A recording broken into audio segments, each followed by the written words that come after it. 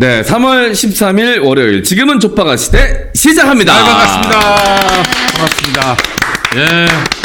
안녕하세요. 아이고, 벌써 3월도 중순이 네. 됐습니다. 그러니까요. 너무 빠르다 시간. 아니 뭐 2023년 됐다고 막 기뻐하던 때가 엊그제 같은데 벌써 3월이니까 4분의 1이 지나간 겁니다. 네. 네, 이제 곧 4월이니까. 빠르게 네. 상반기가 끝나가네요. 네, 그렇죠. 뭐 어떻게 3개월 동안 많은 걸 이루셨습니까? 피디님? 3개월 남았군요, 이제. 약속한 시간으로부터 3개월 네. 남았습니다. 예. 아니, 차곡차곡 순서대로 진행되고 있습니다. 아, 그래요? 6월 이전에 여러분 이제 재선거가 거의 확정이 될 겁니다.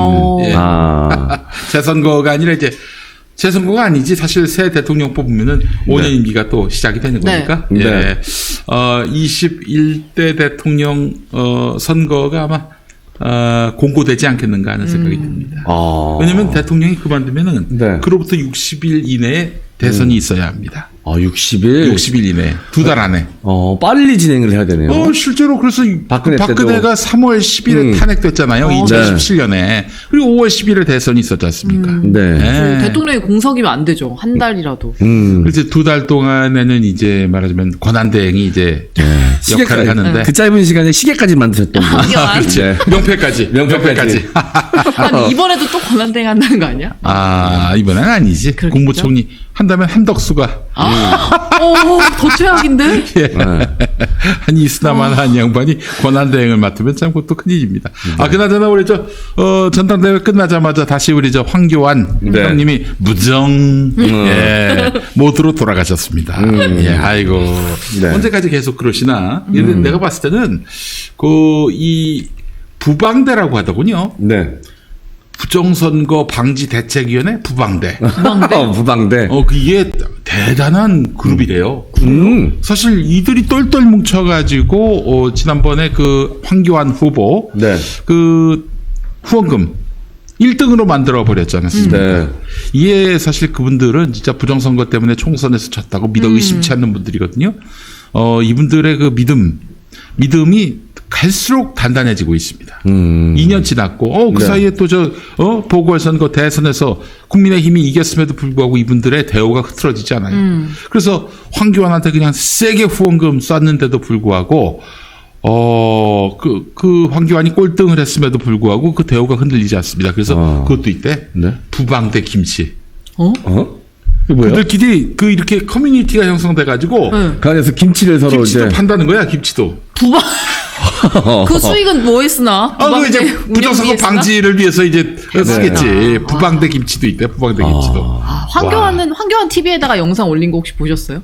이번에 부정선거 빼박 증거라고 해서 영상 올렸거든요. 그러니까 결국에는 이제 부정선거라고 믿어 의심치 않는 게 아니라 이 부방대 조직을 네. 자기 조직으로 만들고 앞으로 또 다음 중요 선거 때 네. 새 조직으로 활용하려고 계속 이분들한테 주입시키는 거 아닌가. 피리 부는 소년처럼 계속 피리를 불고 있는 황교안 형이 아닌가 하는 생각이 네. 들어요. 자기 사설 부대처럼 이렇게. 그렇지, 그렇지. 보세요. 그 사이비 종교들 보면은 교주가 죽어도, 교주가 구속돼도, 네. 심지어 교주가 성폭행으로 발찌를 차도, 심지어는 시한부 종말론 같은 경우에 몇 월 며칠에 지구가 멸망한다 했는데 그 날짜가 지나도록 아무 일도 없을 경우 네. 망할 것 같죠. 흩어질 것 같잖아. 천만에 더 똘똘 뭉쳐. 저는 사실상 그런 사이비는 교주가 죽으면 끝나는 거라 생각했거든요. 아니야. 후계자를 정하고 죽는다면서요? 그럼 여기에는 여러 가지 인간의 심리가 작용이 좀 될 텐데, 인간이 하기 가장 어려운 부정 중에 하나가 자기 부정입니다. 그렇지. 자기가 한 행동, 자기가 했던 말에 대해서 부정하는 게 훨씬 더 어려워요. 차라리 선거를 부정으로 보는 게 자기 부정보다 쉬운 길입니다. 그래서 지금까지도 윤석열을 버리지 못하고 지지하는 30%도 그 중에도 대다수는 그 힘든 자기 부정을 피해가기 위해서 계속해서 윤석열을 믿는 것도 있을 것이다. 아니, 저는 그렇게 봅니다. 우리 그 송소미 아나운서는 돈을 꿔준 적 있어요? 있어요. 얼마나? 거업한테? 아니요? 거업은 돈 안 꿔요. 거업은 슬쩍하지. 손버릇이 나빠서 슬쩍하지. 아이고. 예. 저는 한 500만 원까지 빌려줘 봤어요. 돌려받았어요? 아직 못 받았어요. 언제 빌려줬고? 야, 네가 500만 원이 어디 있어서 빌려줬어? 통장을 털어서. 아니 일단 현금이 있긴 있으니까 빌려준 아직 한 두 달 됐나? 아직 못 받았어. 아, 저도 500만 원 빌려주세요. 그래. 나도 500 좀 빌려줘. 둘이서 1,000만 원. 방송 끝날 때까지 마련해놔. 아니, 거업까지 1,500만 원. 1,500만 원? 거업 미안해가지고. 그래, 거업도 불쌍하니까 500 해서 1,500 만들어놔. 너 멘트 우리 둘이 할 때 있을 테니까 그동안 빨리 돈이나 마련해. 근데 봐봐. 이렇게 돈을 빌려줬는데 안 갚아. 사기꾼 아니야. 네. 그 한 발 떨어져서 보는 사람들은 사기꾼이잖아요. 네. 근데 그 사람은 이 사람이 갚을 거야. 반드시 갚을 거야. 세뇌하는 거야. 자기 세뇌를 하는 거야. 이런 원리하고 비슷해요. 네. 저도 반드시 갚을 거라 생각하거든요. 그래요. 그러니까 이게 자기 부정이 너무나도 힘들기 때문에 오히려 더 강력하게 지지하고 더 강력하게 따라가는 현상들을 보이거든요. 맞아. 지금까지 지금까지 내가 이 운동을 펼쳐왔는데 네. 이걸 이 순간 부정한다? 그 손절이 쉽지 않아요. 맞는 것 같아요. 그래서 저는 그 친구에 대해서 누가 나쁜 얘기를 하면 아니라고.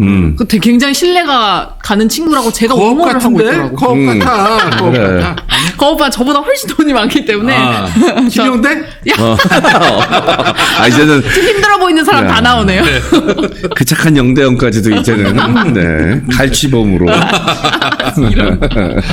그래서 네. 제가 봤을 때는 여간 이 부방대 김치 먹으면서 그분들은 또 부정선거 방지를 위해서 계속 활동하시겠다. 또 그거를 황교안은 이용할 것이다. 이런 네. 생각이 들고요. 이게 자기 부정 못 해가지고 전전긍긍하고 오히려 더 극단으로 치닫는 사람들은 불쌍한 사람들이고 그런 사람들을 이용해서 자기 정치적 생명력을 이어가는 데 써먹고 자기 이권을 이용해서 써먹는 사람들은 진짜 쓰레기 새끼들인 거죠. 그러니까 이제 이런 표현을 많이 쓰더라고요. 그 딸을 어떤 남자한테 보낸 어머니들이 이제 어떤 분이라고 얘기하지 않겠습니다. 네. 그분이 이제 따님을 이제 따님하고 결혼하겠다는 남자한테 보냈어요. 근데 좀 딸이 표정이 안 좋아. 그러면 이제 그 남자한테 전화해서 자네 다 잡은 고기라고 이렇게 마음대로 하긴가? 네. 이런 연락을 한단 말이죠. 네. 다 잡은 고기. 다 잡은 고기다라고 판단되면은 그리부터 신경을 안 쓰죠. 맞아. 밥을 안 주죠. 사이비들이 그렇습니다. 사이비 종교에 이제 가입한 사람들 처음 들어올 때는 정말 무슨 왕자님 그치? 공주님처럼 막 다 빼줄 것처럼. 그렇지. 우대해 줬다가 어느 순간 자기 밥이 됐다고 생각됐을 때, 그 자기 다 잡은 고기라고 판단됐을 때는 그때부터는 쌩까지. 맞아. 그리고 쌩 까면 더 그 집착이 심해진다. 그렇지. 더 막 사랑받고 과거 싶고. 자기가 사랑받았던 그때로 돌아가려고 더 열심히 거기 맞아, 충성하지. 그게 깊이 들어가면 나중엔 헤어나올 수가 없어. 그러니까. 지금까지 더 자기가 이 안에서 공들였던 것들을 생각해 보면은 이거 부정하는 것이거든. 네. 이게 바로 JMS가 대성했던 이게 그런 뭐 이유입니다. JMS뿐만이 아니라 온갖 사이비 종교 그리고 정치 집단들, 불의한 정치 집단들. 이른바 또 셀럽에게 몰리는 사람들, 되게 이러한 그 원리에 해서 네. 자기 지지자를 이제 그 규합을 시키는 거죠.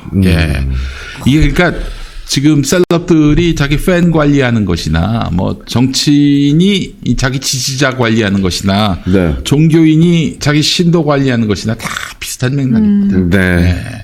그러니까 이런 거에 속지 않아야 돼. 네, 알겠습니다. 맞아. 3개월 뒤 6월 상반기까지 별일이 없더라도 너무 스트레스 받지 마시고 자기 부정에 너무 어려워하지 마세요. 아니야. 어차피 시간 문제일 뿐이지. 우리 시청자분들이 네. 시한부 종말론을 안 믿습니다. 그래요? 아니, 시한부 종말론을 잘 믿습니다. 잘 믿어요. 잘 믿어요? 예. 그리고 연도 특정 안 하셨잖아요. 네. 그렇지. 상당히 내년일 많이 것이다 라면서 네. 또 내년까지 기다리세요. 네, 여러 가지 또 퇴로가 마련되어 있으니까 너무 걱정하지 않도록 음력, 하겠습니다. 미국 동부시각 뭐 다 있어요. 지금 옵션이 많아. 이것도 왜 그러지? 자기 부정하기 힘들기 때문에 이렇게 하는 거거든요. 아니 시차도 있어. 시차. 네. 시차도 있어. 시차. 어디 멀리 갈 것도 없어요. 자기 부정 못하는 사람 여기 있습니다. 여기 있네. 예. 자, 그래요. 이제 국민의힘 이번에 전당대회 통해서 이제 새 지도부가 선출됐는데 네. 지금 들리는 이야기에 따르면은 원내대표 장제원 그리고 사무총장 이철규 네. 얘기 나옵니다. 사무총장이 말하자면 당의 행정적 대표입니다. 네. 어디 무슨 당에서 무슨 공사한다 그러면은 그 공사할 때 계약서 쓸 거 아니에요? 네. 갑을 이렇게 쓰지 않습니까? 갑에 그 사무총장 이름이 들어갑니다. 당대표가 들어가는 게 아니라. 네. 행정적 대표가 바로 이제 사무총장인데 여기 이철규를 네. 원내대표는 장제원이를. 이렇게 되면 어떻게 되느냐. 당대표 김기현이는 그냥 이름만 허수아비가 되는 거지. 걸어놓는 뒷방 늙은이가 되는. 네. 그리고 또 장제원이나 이철규가 그럼 자기 마음대로 하느냐? 아닙니다. 이 모든 국민의힘은 다 윤석열이가 네. 혀끝에서 이제 운영하는 네. 통치하는 이런 구조가 되는 겁니다. 이철규가 누굽니까? 지난번 나경원 주저앉힌 사람이에요. 그래요. 네. 온갖 이런저런 또 뒷조사 통해서 국민의힘 정치인들 까불지 못하게 하는 네. 그런 사람이라는 뭐 그런 소문 전 믿지 않습니다만 그런 소문이 나돌아요. 이 사람이 경찰 출신이기도 하거든요. 네. 윤석열의 신임이 매우 깊습니다. 네. 장제원 잘 아시죠? 윤핵관 상징 아니겠어요? 네, 네. 예. 이들이 이제 사실상 다음 총선 공천 이걸 다 관리한단 말이죠. 네. 당대표 김기현은 그냥 가만히 그냥 당대표 그 앞에 저기 팻말 하나 놓고 가만히 앉아 있으면 돼. 다 알아서 할 겁니다. 근데 국힘 의원들 워딩만 봐도 진짜 그게 맞는 것 같은 게요. 장제원도 이런 얘기를 하더라고. 김기현의 시간이다. 이제부터 김기현의 시간이다. 그러니까 서로 한번 빨아주고 그다음에 김재원이 갑자기 껴들어가지고 원내대표 할 충분한 역량이 있다. 천하람도 뭐 비선 실세보다는 사무총장이 낫다. 뭐 이런 얘기 계속 하더라고요. 천하람도 이제 줄 섰구나 그쪽에. 그래. 일단 처음에 우쭈쭈 해주는 거고요. 이게 오래가지 않을 겁니다. 처음부터 툭튀한 김기현 당대표 후보에 대해서 좀 의아해하지 않으셨어요? 아니 김기현이 대중인지도가 뭐가 있는 정치인입니까?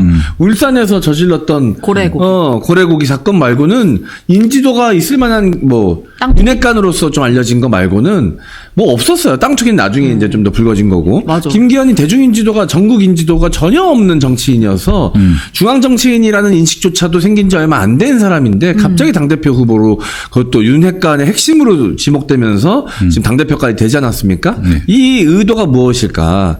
사실 누구나 아는 그 윤핵관들 있지 않습니까? 장제원이나 권성동 같은 사람들을 당대표로 내세웠다가는 이게 너무 그 거세게 후폭풍이 불어올 게 뻔하지 않습니까? 그러니까 오히려 이 희미한 김기현을 띄워서 당대표로 만들고 허수아비로 세워놓고 핵심 요직에 진짜 윤핵관들을 앉혀서 노른자위는 그렇게 빼먹겠다는 거예요. 이거 다 우리가 이미 예측했던 거 아닙니까? 그렇지. 예. 자, 근데 말이죠. 이 김기현, 장제원, 이 투톱 구조 속에서 내년 총선이 이루어지게 된다면은 백전백패겠지요. 윤석열로서도 이 구조에서 총선에서 승리하기 위한 비장의 히든 카드를 지금 모색하고 있지 않을까 하는 그런 생각을 해보게 됩니다.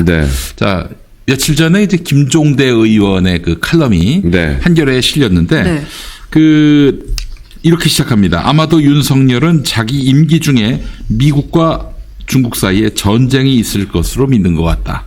이제 파격적인 충돌이라고 얘기했는데 그게 전쟁이죠. 자, 이게 그 근거가 있어요. 2021년 3월에 필립 데이비드슨 당시 인도 태평양 사령관이 한 말인데 2027년 안에 중국이 대만을 침공할 것이다. 대만을 침공하면은 미국이 가만히 있습니까? 전쟁 벌어지겠지. 이 와중에 이제 결국에는 한반도는 어쩔 수 없이 그 전쟁의 소용돌이에 휘말릴 수밖에 없어요. 미군 기지가 서해안 평택에 있잖아요.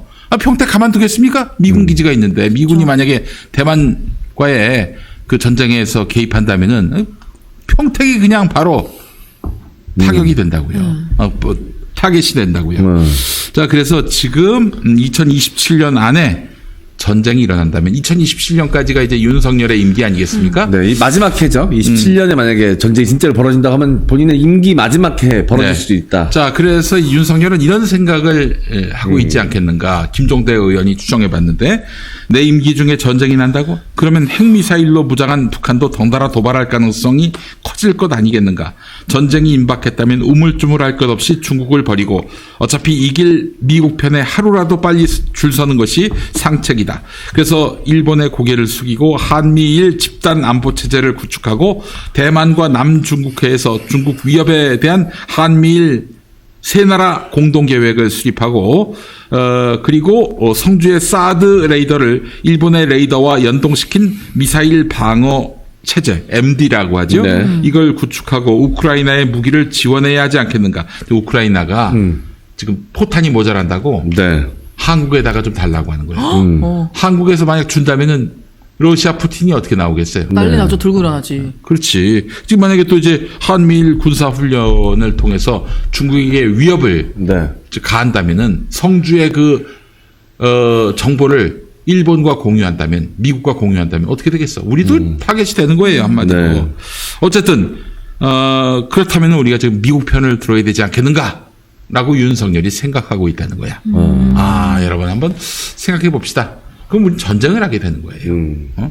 지금 또 지난 시간에도 얘기했습니다만 5월 중에 북한이 이 탄도미사일로 태평양, 네. 미국 앞마당까지 그 미사일을 쏠 가능성 이게 또 예견되고 있단 말이죠. 네.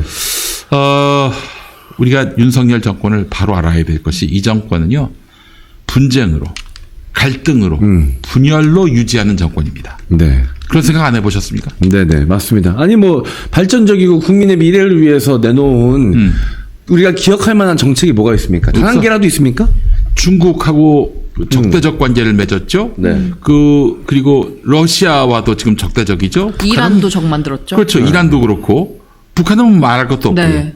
지금 곳곳에 다 이렇게 말하자면 중국에다가. 원수로 만들어놨어. 네. 심지어는 야당, 국내 야당, 이재명 당대표, 대선 경쟁자, 네. 또 차기 유력 대선 주자 지금 찌르고 쑤시고 있지 않습니까? 네. 그뿐입니까? 여당 내에서도 끊임없이 적을 만들어내서 그렇죠. 대여 투쟁 얘기까지 나오고. 그렇지 목을 치고 있단 말이에요. 네. 또 이철규를 그 사무총장 시킨다는 말은 뭐야? 앞으로 계속해서 당내에서 뭐 유승민이니 뭐 저 이준석이니 하는 네. 안철수, 황교안까지 계속 전쟁을 벌이겠다는 얘기입니다. 이 전쟁을 통해서 네. 그래서 뭐 당내든 당외든 계속 갈등 관계를 이렇게 만들어내면서 자기 정치 또 자기 집권의 기반을 만들어내고 있다는 얘기예요. 네. 끊임없이 갈등 두 나라 전략을 구사하면서 말이죠. 여기에는 뭐 가장 큰 이유는 일단 이 정권이 하고자 하는 미래 가치, 뭐 미래를 바라보고 설정된 어젠다가 없어요. 만들고 싶은 대한민국이 없고 자기가 하고 싶은 정책이 없습니다. 윤석열에게는. 그냥 반 문재인으로만 계속 네. 밀고 들어갔으니까. 하고 싶은 게 없다 보니까 자기가 이제 할 줄 아는 걸 하는데 여기에 이제 검사 DNA가 주입이 된 거죠. 검찰은 어떻게 존재하는 조직입니까? 의심하고 수사하고. 그죠? 뭐 뭔가를 만들어내고 발전적인 조직이라기보다는 타인의 허물을 캐서 그 사람을 벌하고 처단하는 데서 이 모든 그 권력 구조가 생성이 되고 그렇지. 그들의 힘이 생성되는 이 조직이 바로 검찰입니다. 진짜 검사는 미래가 아니라 과거를 캐는. 그렇죠. 조직이네요. 미래를 바라보지 않아요. 사건이 있어야지만 이 존립이 가능한 조직입니다. 누군가의 허물이 있어야지만 존립이 가능한 조직이고요. 이 검사 DNA가 그대로 대통령이 됐음에도 불구하고 그대로 주입이 돼서 운영이 되고 있는 거예요. 미래 가치, 검사가 미래 생각하겠습니까? 아니죠. 어떤 대한민국을 꿈꾸겠어요, 검사들이?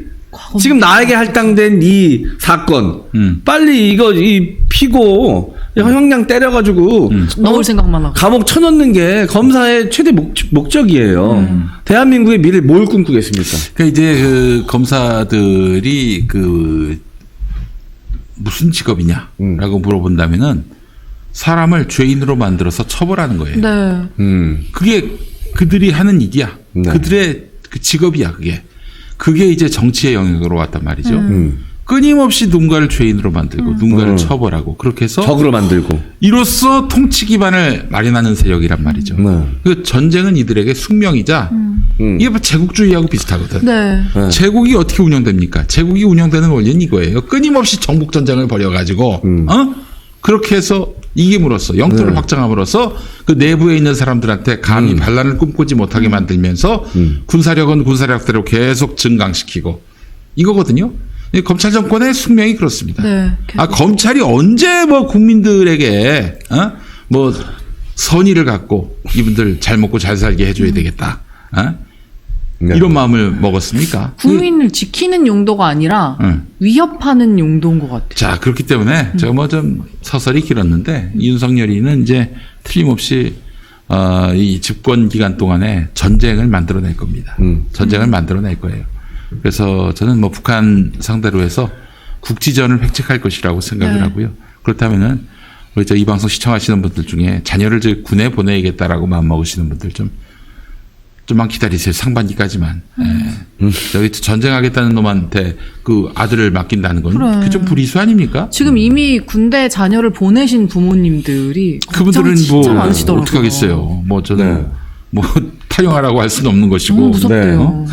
이렇게 말씀드리면 여러분들이 우리가 무슨 뭐 전쟁 긴장감을 조성해가지고 여러분들께 막 공포심을 만들어가지고 우리가 뭔가 이득을 보겠다, 뭐 이득을 볼 일도 없지만 그런 게 아니라 전쟁이 일어나서 안 되기 때문에 계속해서 이런 말씀을 하시는 겁니다.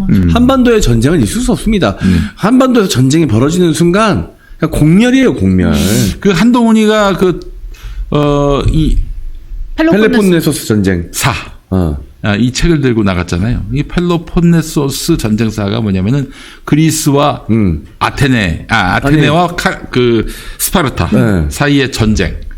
2500년 전 전쟁을 소재로 다룬 거 아니겠습니까? 트로이의 목마도 등장하고요. 이렇게 한마디로 말해서 지금 미국과 중국이 필연적으로 충돌할 것이다. 또 남과 북이 전쟁할 수도 있다라고 사고를 하고 있는 윤석열에게 뭔가 손짓하기 위해서 그 책을 들고 나간 것은 아닌가. 김종대 의원은 그렇게 또 분석하시더라고요. 의미가 없이 들고 다니지는 않았을 거예요, 분명히. 뭐 물론 이제 원서인 채하고 제스탱이. 진짜 제가 이제 어저께 이동영 TV의 저널리즘 앱에서도 제가 얘기한 건데 제가 추측할 건데 분명 그냥 나가지 않고 연습했을 거예요. 잘 보이니까 거울에다 이렇게 해보고 맞아. 가슴팍에도 살짝 들어봤다가 내렸다가 이건 너무 소녀 같은가? 저거 이렇게 해서 장담하는데 전신 거울 보고 이거 했을 거예요. 나가기 전에. 나는 그거 왜 땡겨봐? 오케이. 그렇지. 이렇게 해가지고 이렇게 보면은 안경도 이렇게 써가지고. 책도 빨간색이라서 눈에 확 띄잖아요. 졸라 멋있어. 이렇게 요지랄 했을 겁니다. 분명 거울 보고. 장담합니다. 저는 만약에 제가 법무부 장관이라면 이걸 들고 나가면서 따서 기자들 앞에서 먹는. 광고를 위해서. 광고를 할 것 역시 같습니다. 광인입니다. 광고를 위해 태어난 인간 광인. 자, 멀티 비타민 앤 미네랄 광고 좀 한번 보고 갈까요? 네, 소개해드리겠습니다. 멀티 비타민 앤 미네랄 김용민닷컴에서 만나볼 수 있는 제품인데요. 온 가족이 종합 비타민 챙겨 먹어야 하는 시기잖아요. 이 제품에 꼭 주목해 주시기 바랍니다. 왜냐하면 여러분들이 종합 비타민이라고 하시면 보통 3알에서 5알씩 막 챙겨서 드시고 많이 먹어야 되거든요. 여러 가지 종류가 많다 보니까. 하지만 플러스 마이너스 케어 멀티 비타민은 미네랄은요. 이 안에만 비타민 13종이 들어있고요. 미네랄도 10종이 들어있습니다. 여러분들이 지나가다가 왔다 갔다 하면서 들었던 비타민은 다 들어있어요. 한번 들어보세요. 비타민 D, 비타민 E, A, K, C, B1, B2, B6, B12, 나이아신, 판토텐산, 엽산, 비오틴 다 들어있고요. 칼슘, 마그네슘, 철, 아연, 구리, 셀렌, 망간, 요오드, 몰디브덴, 크롬까지 모두 한 알에 담았습니다. 충격적인 건 가격인데요. 60정이에요. 그러니까 총 2개월 분량이 15,900원입니다. 그러면 한 달로 치면은 이거 뭐 15,900원이면 한 8,000원 꼴인 것 같습니다.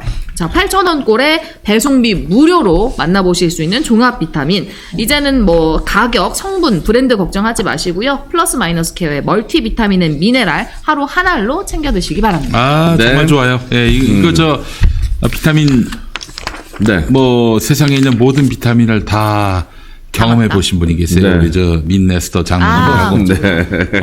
근데 이분이 뭐 해외 직구도 하고 그랬는데 이거만 한 게 없다. 이게 최고다. 이게 네. 종착역이다라고 하시네요. 진짜 그 얘기 하시더라고요. 실제로 그 낮에 필요하신 분들이 있어요. 중장년들 그런 드릴까요? 분들께 꼭 저 거기 없네, 추천하고 저기. 싶은데 이건가 봐요. 예. 그 여러분도 이게 진짜 좋은 게 뭐냐면 이게 한 알이죠. 네. 하루 한 알이니까 먼저 드셔보시죠. 그리고 요- 생노란 색이에요, 아주. 요게 말이죠. 이 낮에 먹으면은 피로함이 사라집니다. 예. 그 낮에 노곤하잖아요. 그죠? 네. 어디서 자기도 그렇고. 그럴 땐 이거 하나 드시면은 아주 업무 능률이 매우 높아집니다. 예, 그리고 주무실 일이 없어요. 네. 게다가 요즘 이제 완연한 봄이 찾아오지 않았습니까? 낮에 점심 먹고 난 다음에 이 한 1시부터 3시까지 요 시간대가 너무 힘들어요. 그죠. 제일 그치. 피곤해. 너무 피곤하고 막 잠은 쏟아지고. 아까 그 얘기 하시더라고요. 네. 봄인데 왜 이렇게 찌뿌둥하지? 이러셨잖아요. 몸이 천근만근이에요. 네. 네. 이게 아무래도 이제 식사도 불균형하고 현대인들이 그렇지 않습니까? 맞아. 또 맵고 짜고 이런 거 많이 먹고. 그 방송쟁이들은 특히 그래요. 밥 못 챙겨 먹고. 그래서 우리끼리라도 좀 우리의 격식을 높입시다. 방송쟁이가 뭡니까? 방송인들. 방송꾼들. 아니 우리가 우리를 안 높여주면 누가 우리를 높여줍니까? 미안합니다. 죄송합니다. 네? 방송인들 시간도 없지 막 빨리빨리 먹어야 되지 하니까 외부 음식 짠 거 많이 먹고 김밥 이런 간편한식 많이 네. 먹고 하죠. 그러니까 또 스트레스에 취약하고 현대인들이 그러다 보니까 여러 가지 영양 불균형도 있고 꼭 필수 영양소들을 섭취를 못하는 경우가 많습니다. 네. 네. 그래서 이제 억지로라도 이렇게 먹어서서 보충을 하는 거지 않습니까? 네. 이왕 먹을 거라면 가장 간편하고 가장 완벽한 비타민을 먹는 게 좋지 않을까. 네. 네. 멀티기 때문에 하나만 되고. 네, 그렇다면 멀티비타민은 미네랄이 되겠습니다. 김용민닷컴에서 만나보세요. 예. 네. 그 이재명 대표 비서실장이 지난 금요일에 네. 스스로 목숨을 끊었다 이런 보도가 네. 나왔는데 이 사실 이재명 대표의 측근 또는 지인들이 정말 수시로 불려나갑니다. 네. 그리고 이재명 대표에 대한 불리한 진술을 압박받고 있는데 이런 경우도 가지고. 있대요. 네. 이런 경우도 있대. 불렀어. 대답 다 했어. 또 불러. 똑같은 질문에. 왜요? 지난번에 다 얘기했는데. 에이, 우리가 원하는 답 아닌데. 뭐 이런 식으로. 꼭 이렇게 말한 건 아니고. 유도하는 거죠, 사실상. 그렇죠. 지금 이재명 죽이려고 그 검사가 60명이 달라붙었다는 거 아니겠습니까? 네. 부산지검이 한 60명 돼요. 광주지검이 한 60명 돼요. 한 지검 단위의 네. 검사들이 지금 달라붙어가지고 네. 이재명 한 사람 죽이려고 하고 있고요. 330번 넘는 압수수색했죠. 네. 1년이 넘었습니다. 예. 자, 이런 가운데서 이재명 대표 측근들, 지인들 스스로 목숨을 끊는 분들이 지금 계속 생기고 있는데 네. 이 빌어먹을 조정훈이는 뭐 검찰 수사가 가혹했다 이런 상상은 좀 해볼 생각이 없나요? 뭐 이재명이 잘못해가지고 그 주변 사람들이 스스로 목숨을 끊는다 이런 식으로 이 얘기를 만들어내고 있으니까 얘는 용서할 수가 없습니다. 네. 진짜. 아니 네. 그 사람들의 공통점은 이재명 대표님과 관련이 있었다는 게 아니라 검찰 조사를 받는 중이었다는 게 공통점인 거거든요. 아니 그런 식으로 얘기하면은 그 예전에 청와대가 문재인 정부 청와대가 울산시장에 대한 뭐 하명 수사를 지시했다 이 건으로 검찰 조사를 앞두고 있던 수사관 그분이 스스로 목숨을 끊었거든요. 네. 이것도 이재명 탓이라고 하지. 그리고 저기 옵티머스 관련해서 검찰 조사를 받던 이낙연 대표 부실장 네. 이 사람도 밥 먹으러 간다고 나가서 자살했어요. 네. 네. 이것도 다 이재명 탓이라고 하지 왜? 네. 다 이재명 탓이라고 하지 뭐. 5명째 이재명 대표의 측근들이 검찰 조사를 받다가 그 안타까운 극단적 선택을 했는데 여러분 한번 논리적으로 생각을 해봅시다. 보통 사람들이 어떤 선택을 할지 한번 나에게 빗대서 한번 생각을 해보자 이거예요. 내가 이제 누군가와 같이 일을 했어요. 그 사람의 부정을 알고 있었어. 근데 검찰이 대한민국 최고의 공권력이 서슬퍼런 공권력이 나를 매번 불러가지고 그 사람의 비리에 대해서 얘기하라 그래. 실제로 비리가 있었어. 얘기하는 게 제일 쉬운 선택 아니야? 그쵸. 그럼. 내가 얘기하는 게 빠져나가려면. 내가 빠져나가려면 내가 얘기하는 게 제일 쉬운 선택일 거란 그렇지. 말이죠. 예. 그런데 5명 아무도 그러지 않았어요. 그리고 안타까운 선택을 했어. 아니 얘기하는 게 쉬운 그냥 자기가 알고 있는 사실을 얘기하면 되는 아주 쉬운 선택이 있는데 그게 쉽겠지. 극단적 선택이 쉽겠습니까? 근데 왜 모두가 극단적 선택을 했을까? 내가 아는 걸 얘기했는데도 받아들여지지 않고 계속 불러. 계속 협박하고. 계속 협박해. 이게 끝나지 않고 계속해서 반복될 것 같아. 그 정도가 얼마나- 아니죠. 그 가족들까지 네. 너 털 수 있다. 또 털기도 하고. 가족 털면 저 무너질 것 같아요. 그리고 어디 취직도 못해요. 이런 상태에서. 검찰 조사 받으면서 어떻게 어디 무슨 일을 합니까? 낙인 찍혀가지고. 그러니까 집안은 이제 풍비박산이 나는 거예요. 아니 만약에 이재명 대표 관련돼서 어떤 부정이나 비리가 있었다면 진작에 그들이 얘기했겠죠. 왜 그렇게 수많은 조사를 받으면서도 얘기하지 않고 있다 극단적 선택을 할까? 그 정도로 이재명 대표와 각별해서 자기 목숨을 바쳐가면서 충성을 지킬 만한 사람이 이재명 대표 주변에 5명이나 있었다고? 이게 말이 될까요? 자기 살고 싶어서 말 바꾼 사람 가까이 있었잖아요. 유동규. 그러니까 네. 오히려 없던 사실을 얘기하는 거라 없던 사실을 얘기하는 게 오히려 더 쉬운 선택일 더 수도 살 길이 있지. 있죠. 그 사람들한테는. 네. 야, 검찰이 이게 돌아가신 분을 상대로 해서 이렇게 압박한 건지 이제 알 수 없습니다만, 이 뉴스 짤이 돌고 있는데, 당신 내가 우습게 보여? 탈탈 털어서 최하 15년 이상 살게 해줄게. 당신 와이프, 형, 엄마 내가 싹 다 공범으로 구속시킬 거야. 당신 회사도 전부 탈탈 털 거고 매스컴도 타게 해줄게. 구속 재판만 3-4번 받게 될 거야. 변호사비 수억 쓰게 해줄게. 요거는 옛날에 네. 그 코마 트레이드 맞아요. 대표. 과거 네. 그런 적이 있었다. 그분도 이름이 이준석인데 이준석 대표에 대해서 이렇게 협박했던 것 같아요. 네. 서울중앙지검장이 당시에 윤석열이고 서울중앙지검에서 네. 한동훈 검사 밑에서 했던 네. 수사했던 검사가 이런 말을 했다라고 이준석 대표가 네. 밝혔던 바죠. 이게 사실이라면, 이건 진짜 협박범이지 무슨 검사예요, 검사는. 네. 자, 그리고 말이죠. 이거 말고도 윤석열 휘하 또는 윤석열 영향력 아래에 있는 그 검찰에서 피의자 또는 참고인으로 조사받던 분들 사망에 이르게 한 일이 이번이 처음입니까? 아니죠. 그 변창흠 검사 네. 돌아가셨을 때 가족이 윤석열이 아들 죽였다라고 얘기하셨어요. 아니 윤석열을 한번 의심해 볼 생각은 없나? 조정우나?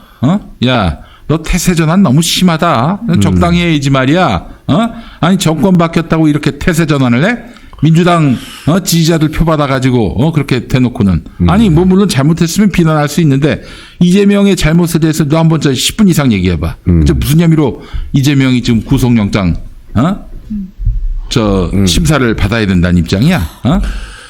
그러니까요. 여기에다가 언론들의 그 제목 장사질도 네. 몫을 하는데요. TV조선 같은 경우는 그냥 헤드를 다 이렇게 뽑았습니다. 이재명을 둘러싼 죽음의 그림자, 섬뜩하다 이런 식으로 뽑았고요. YTN마저도 숨진 비서실장 유서에 이재명 대표 정치 내려놓으십시오. 그냥 이렇게. 아니 유서를 유족이 공개 안 공개하지도 했는데 않았는데. 어떻게 그러니까 또 떨렁 그렇게 누가 한 줄? 흘린 거죠, 그건. 아니 이게 아닌가? 아니 이럴 수도 있는 거 아니야. 이 대표님 너무 검찰이 야만적으로 수사하는데 이 대표님 다치실까 염려됩니다. 정치 내려놓으시죠. 그 그럴 수도 말이라면 맥락이 다르지.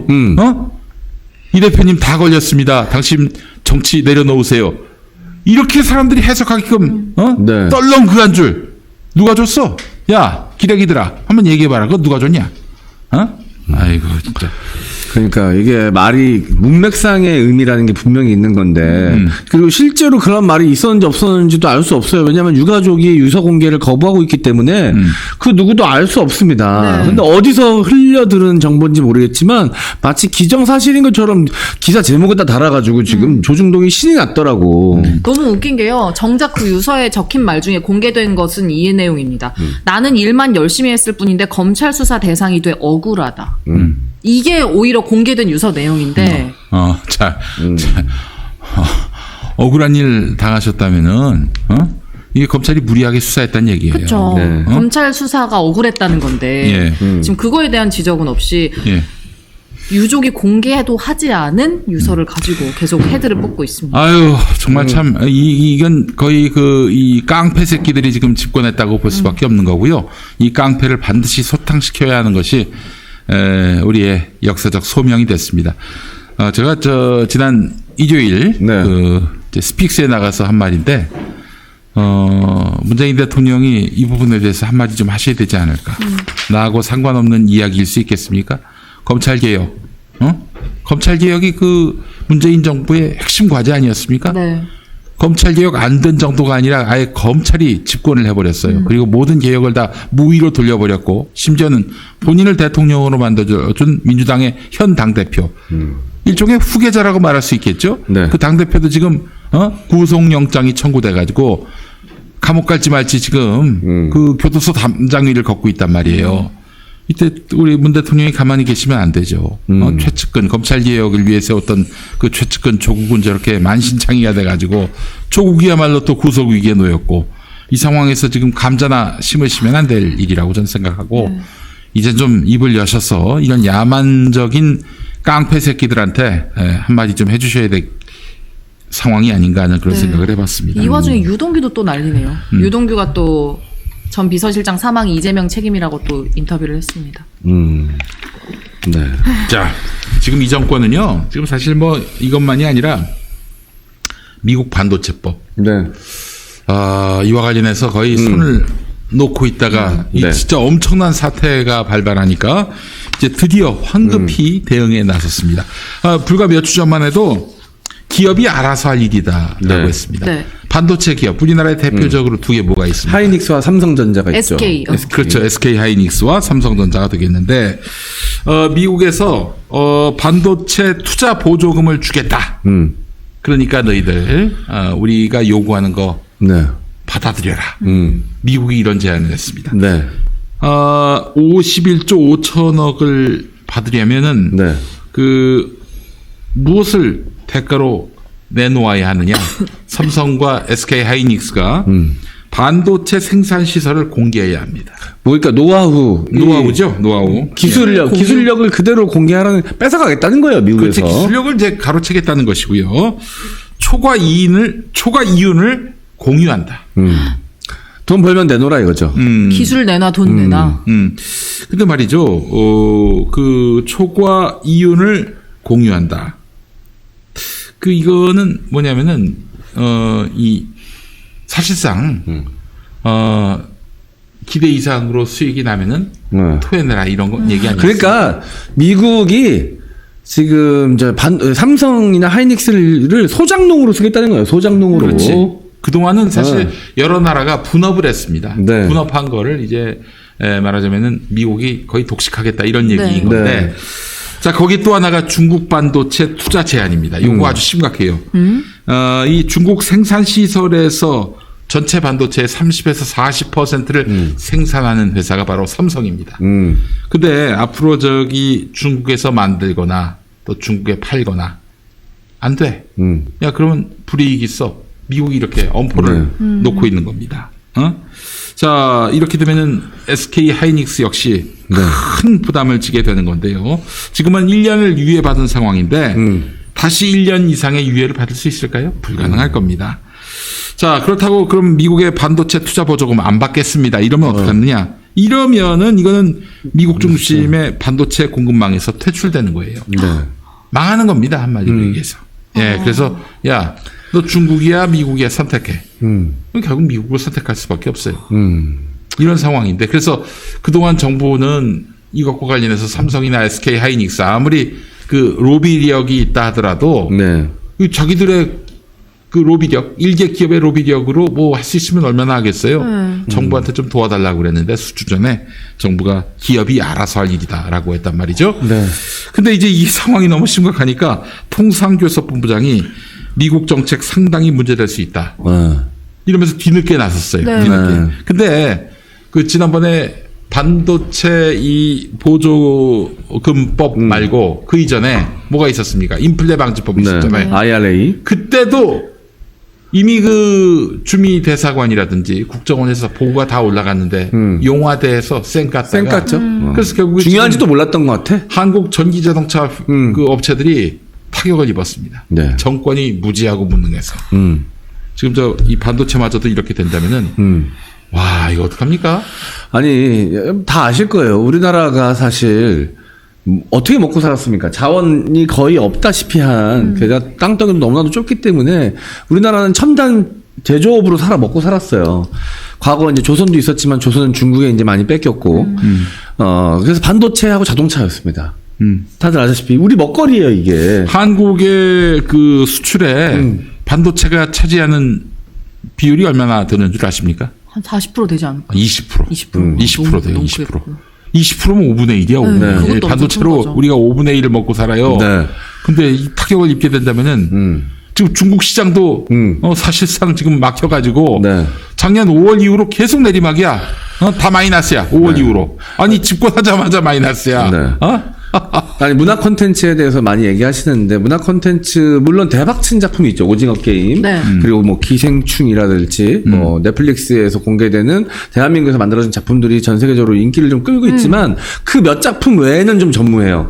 그리고 뉴진스나 뭐 새로 나온 뭐 방탄소년단 BTS나 우리가 너무 세계적으로 인기를 끌고 있지만 따져보면 개수가 별로 안 되기 때문에 전체 시장에서 차지하는 퍼센테이지가 너무 미미하단 말이죠. 거기에만 기댈 수가 없죠, 아예. 그래서 물론 앞으로 그 시장을 더 점유율을 높여나가야 되는 노력이 필요하겠지만 지금 당장 우리의 생계를 책임지는 먹거리는 자동차와 반도체가 훨씬 크단 말이죠. 그렇지. 문화사업은 이제 태동해서 잘 되고 있어서 너무 감사하고 좋은 일이지만 앞으로 이제 키워나가야 될 시간이 더 많이 들 수도 있는 산업이고 지금 당장 현실에 중요한 반도체와 자동차, 전기자동차를 이런 식으로 미국의 이권을 다 뺏긴다? 기술력마저도 뺏긴다? 그냥 미국의 경제적 속국이 되겠다라는 거예요. 그렇지. 예. 지금 반도체 쇼크라고 경제 쪽에서는 부르고 있거든요. 그래서 1월 경상수지 적자가 45억 2천만 달러로 사상 최대, 지금 최고치 경신하고 있다고 합니다.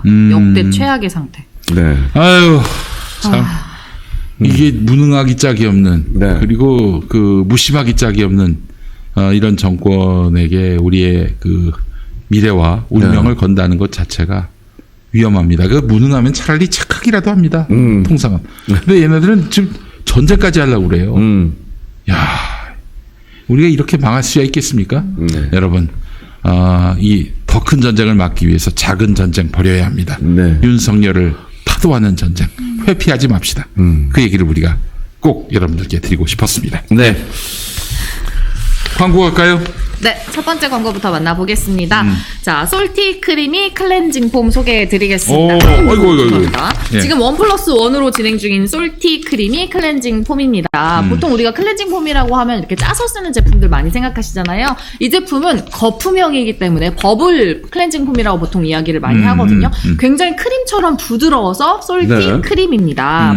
화장은 하는 것도 중요한데 지우는 것도 정말 중요하잖아요. 그렇지. 제주도 천연 안반지대에서 생산한 천일염을 가지고 만들었습니다. 그래서 굉장히 순하고 또 촉촉하게 노폐물을 제거할 수 있는 소금 세안제인데요. 소금이 그 삼투압 작용이 있어서 미세먼지 알갱이로 꽉 막힌 그 모공 주변에 있는 각질을 제거하는데 굉장히 도움이 많이 돼요. 많은 분들이 각질 제거를 하기 위해서 소금 알갱이로 막 문지르시는데 그게 피부에 오히려 더 많은 상처를 내거든요. 그러지 마시고요. 이 솔티 크리미로 부드럽게 각질 제거까지 마치시기 바랍니다. 네. 전 성분 EWG 그린 등급이라서 피부에 굉장히 순하고 안전하고요. 안심하고 사용하실 수 있는데 여기다 추가로 약간 이제 보습에 관심 많으신 분들은 코코넛 오일이 좋다는 거 아실 거예요. 코코넛 오일에서 추출한 식물 유래 계면 활성제를 썼기 때문에 피부에 더 순하게 다가오실 겁니다. 그리고 뭐 추가적으로 히알루론산, 글리세린, 부틸렌, 글라이콜 등 다양한 보습 성분이 함유되어 있어서 세안 후에도 굉장히 촉촉하고요. 많은 분들이 약산성 클렌징 폼 찾으시는데 바로 이 제품입니다. pH 5.5 약산성 클렌징 폼. 자, 간혹 산성이 안 맞으시는 분들이 있는데 그렇지 않아요. 사실은 pH 5.5 약산성이 지금 피부 상태에 가장 밸런스가 잘 맞는 제품이고요. 지금 한정 수량 1+1으로 진행하고 있기 때문에 클렌징 폼 바꿀 때 되신 분들은 이거 한번 써보시기 바랍니다. 1+1에 3만원에 구매하실 수 있고요. 하나당 15,000원 가격으로 만나보실 수 있습니다. 아, 네. 좋아요. 예. 솔티 크리미 네. 클렌징 폼. 네, 김용민닷컴에 있습니다. 네. 자, 요 클렌징 폼 찾아서 내 피부에 맞는 클렌징 폼 찾아서 떠도는 이 유목민들이 굉장히 많으십니다. 맞아요. 자, 한번 써보시기 바랍니다. 이게 써보지 않으면 내 피부에 맞는지, 내 취향에 맞는지 아실 수가 없어요. 그리고 너무 그러니까 고급죠. 써보시기 바라겠습니다. 그리고 일단 이 패키징이 너무 고급스러워요. 그쵸. 아, 그렇네. 이거 화장실 인테리어를 해치지 않는 게 너무 좋아요. 그러네, 이쁘겠다. 네. 예. 어머, 지금? 지금? 물도 지금, 없이? 지금? 볼도 없이? 이따 중간에 세수하러 밖으로 나가실 것 같은데. 이게 보이시죠? 실제로 거품이고요. 네. 거품을 부드럽게 오. 얼굴에 마사지 하듯이 해주시면 네네. 되거든요. 손으로 마사지를 하시고 화장실 다녀오시는 것도 나쁘지 않을 것 같아요. 이거 봐요. 부드럽게 피부에 그냥 자극 없이 클렌징이 되잖아요. 때문에 냄새도 네네. 너무 좋다. 향도 진짜. 좋고요. 사실 안에 많은 분들이 뭐 그 소금이 들어간 각질 제거제 사용하시거든요. 네. 피부에 생각보다 큰 상처를 남긴다고 해요. 네. 그래요. 그렇죠. 아니 고체니까. 네. 그것보다는 이렇게 크림 형태, 거품 네. 형태로 만들어진 클렌징 폼이 훨씬 더 자극적이지 않습니다. 네. 냄새 너무 좋습니다. 네. 아니 로션처럼 바르셨어요. 로션 아니었어요? 흡수됐어. 로션 아니었어요? 흡수됐어. 흡수가 됐네 세상에. 근데 그거 진짜 얼굴 밝아지긴 하셨네. 자, 여러분 클렌징 폼입니다. 로션은 아니에요. 네. 네. 자, 근데 이 클렌징 폼 이게 세안이 잘 안 돼서 답답해 하시는 분들 많이 계시고 요게 좀 좋은 게 저는 밑에가 널쩍하게 정사각형으로 되어 있잖아요. 네. 그래서 이제 안정감이 좀 있어요. 그래서 보통 세면대 위에 올려놨을 때 이게 잘 이렇게 쓰러지기도 하고 이러면서 물때도 맞아요. 많이 끼고 좀 위생적으로도 안 좋은 경우가 많은데 그리고 튜브형은 쓰다 보면 거의 다 쓸 때 되면 되게 흉측해져요. 흉측해져. 근데 이건 그런 거 없이 깔끔하게 처음과 끝이 똑같은 위생 상태로 마무리가 된다라는 거. 자, 그것도 장점 중에 하나인 것 같습니다. 네. 아, 좋습니다, 여러분. 많은 구매 부탁드리겠습니다. 네, 그리고 이제 장원 선배 앞에 있는 네. 자 플레이 플레이스 퍼퓸 섬유 공간 룸 스프레이 소개해드리겠습니다. 룸 스프레이. 자, 지금 뭐 경제 정치 다 너무 어려운 시기잖아요. 이럴 때 우울감에 빠지지 않도록 하는 게 중요한데요. 그럼. 네. 그 방안, 내가 있는 공간의 향이 바뀌면 그 우울감이 사라진다고 합니다. 맞아요. 향 중요합니다. 그렇죠. 그래서 나만이 있는 공간 혹은 뭐 침실, 화장실, 거실, 뭐 주방, 자동차까지도 다양하게 사용하실 수 있는데요. 퍼퓸 그레이드 최고 등급의 향료만을 사용하기 때문에 발향이 굉장히 풍부하고요. 오랜 시간 잔향이 남습니다. 근본적으로 악취를 제거하는 탈취 효과도 좋기 때문에 여러 방면으로 사용하실 수 있는데요. 옥수수 유래의 자연 에탄올만 사용하고 있습니다. 네. 자, 그리고 동물 실험을 안 했기 때문에 굉장히 착한 제품이에요. 꼭 한번 확인해 주시고요. 5가지 향입니다. 산뜻하고 청량한 아쿠아향, 깨끗하고 포근한 섬유향이 있고요. 싱그럽고 상쾌한 숲속향, 달콤 쌉싸름한 유자향이 있고 우아하고 은은한 꽃향도 있습니다. 15,900원에 만나보실 수 있는데 한번 뿌려서 향 네. 맡아볼까요? 자, 살짝 공중에다 이건 무슨 향일까? 잠금이 돼 있는 것 같은데. 네. 15,900원을 투자해서 내 기분을 바꿀 수 있다면 되게 싱그러운 향이다 이거는. 네, 커피에 들어가지 않게 조심하세요. 이거는 약간 바다향 같 아닌데. 무슨 향일까 그게? 산뜻하고 청량한 아쿠아 향이 있습니다. 아쿠아향이네, 아쿠아향. 아, 맞네, 맞네. 이건 아쿠아향이네. 아쿠아향이네. 어. 아쿠아향 그리고 포근한 섬유향이 자, 있어요. 여러분. 자, 수육 보여드릴게요, 수육. 아니 아까 전에 얼굴에 비누 바르셔서 거품 나시는 거 아니에요? 아쿠아향 좋네요. 향 시원하다. 되게 싱그럽다. 그리고 이게 뒤에 향수처럼 다음 세 번째 향 그게 네. 너무 좋아요. 잔향이라고 하나? 잔향이 좋네. 이거 정말 좋다. 네. 그쵸. 자, 요거는 여러분들이 이거 맡았을 때 너무 숲속 좋은 향 향이에요. 예. 이거 다른 숲속 향도 향인 것 좋아요. 같아. 이건 숲속 향인가요?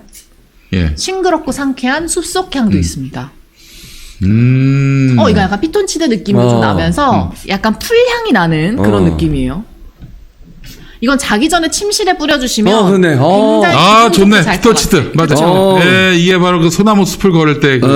네. 달달한 거 좋아하시는 분들은 유자향도 있고 또 남성분들 중에서 베이비 파우더 향 좋아하시는 분들 있잖아요. 네네. 그런 분들은 깨끗하고 포근한 섬유향도 있고요. 여성분들 좋아하는 은은한 꽃향도 있습니다. 예, 그, 네. 거의 없다를 위해서 담배 향도 좀 준비하고 있어요. 그죠. 꼴초죠. 그렇죠. 꼴초예요, 꼴초. 거의 없다. 큰일 났습니다. 이제. 네, 그냥 담배향도 아니고 제떨이에서 쩌든 냄새 같은 거 좋아하거든요. 진짜 거의 없다는 게 쩌든 지금 향. 개발 쩌든 중이에요. 향 부탁드리겠습니다. 쩌든 향.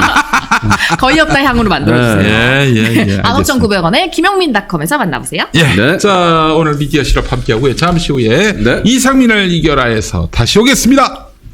후보자께서 그동안 2년 동안 적폐 수사를 통해 묻힌 그 피, 손에 묻은 피를 닦을 수 있는 시간이 저는 필요했다고 봅니다. 영상 한번 보시죠.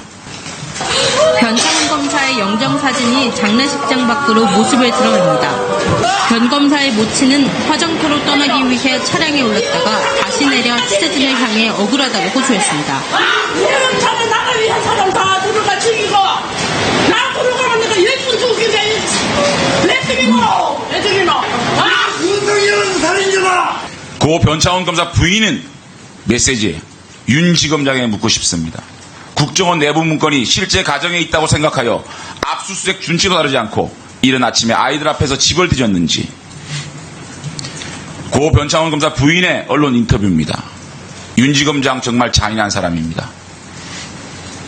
피가 거꾸로 솟는다는 표현이 모자랍니다. 검찰 안에서도 제가 굉장히 아끼고 사랑하던 후배입니다. 저도 재작년에 정말 제가 가족들 생각해서 상가는 못 갔지만 저도 이 일 있고 나서 한 달 동안 저도 알아 누울 정도로 마음이 괴로웠습니다.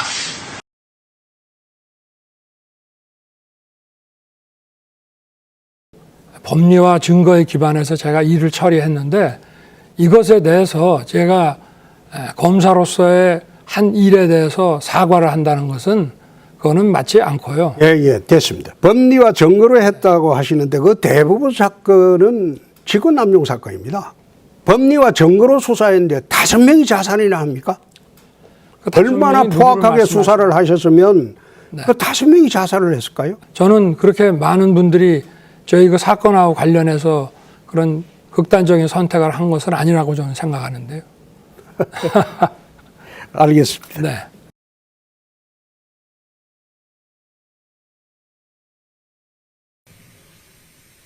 아니, 자살이라는 거는 수사 과정에 자살은 수사하는 사람들이 좀 세게 추궁하고 막 증거 수집도 막 열심히 하고 이러니까 이게 지금 진행되는 거 말고도 또 내가 무슨 걸릴 게 있나 하는 불안감에 초조하고 이러다가 그런 극단적인 선택도 하는 것이지 도대체 이런 선택을 왜 합니까?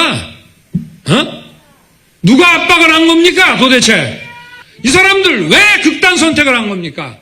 이 사람들의 이 억울한 죽음에 대해서 진상을 규명하고 가족의 명예를 찾고 어떻게 해야 되겠습니까?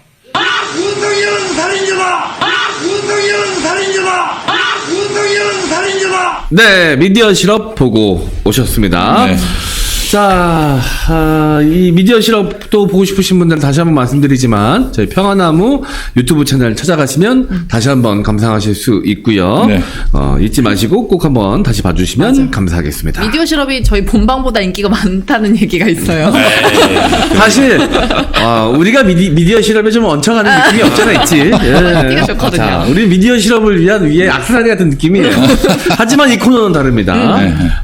지난번에 첫 번째 순서여서 첫 번째 시간이었는데 다들 너무 재밌었다. 막 커뮤니티에 막 네. 올라오고 난리 났어요. 이상민 크리에이터의 그 성대모사도 너무 재밌었고 우리 이경 부대변인께서 해주신 말씀도 너무 좋았고 웃음도 있었고 내용도 있었다. 두 마리 토끼 다 잡았다. 이런 평이 있더라고요. 그래서 내가 댓글을 다 읽었는데 왜요? 저 진짜 일주일 나 목이 왜? 메인다.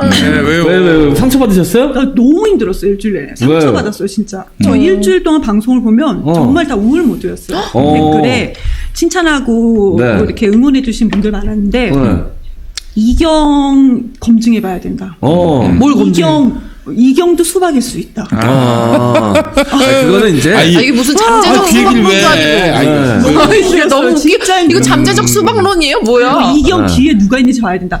저 당에 2017년도에 들어왔고요. 2018년도에 이해찬 대표님한테 임명받아서 대변인실에 있었어요. 네. 그리고 이재명 대표가 경선 전에 캠프 때는 대변인들이 정말 3명인가 밖에 없었어요. 그 중에 한 명이 저였어요. 네. 경선 전에 캠프, 그때 많은 사람들이 이낙연 대표가 될 가능성이 높다고 많이 그래서 당내에서는. 네. 근데 저 이재명 캠프 대변인이었거든요. 그리고 경선 이후에도 이제 선대위 때 대변인이었고. 저 어제 이재명 대표하고 점심 먹으면서 너무 서운해서 막 이런 얘기했어요. 나 이렇게 됐다. 음험한 기운이 오는데 음험한 뒤에 기운. 무서워요. 네. 그래서 너무 서운했어 진짜. 직접 그 수박 농사 지으시는 농장주께서 오셨어요. 농장주께서 오셨습니다. 이경 대변인 섭섭하면 나한테 오세요. 나한테 오시면 됩니다.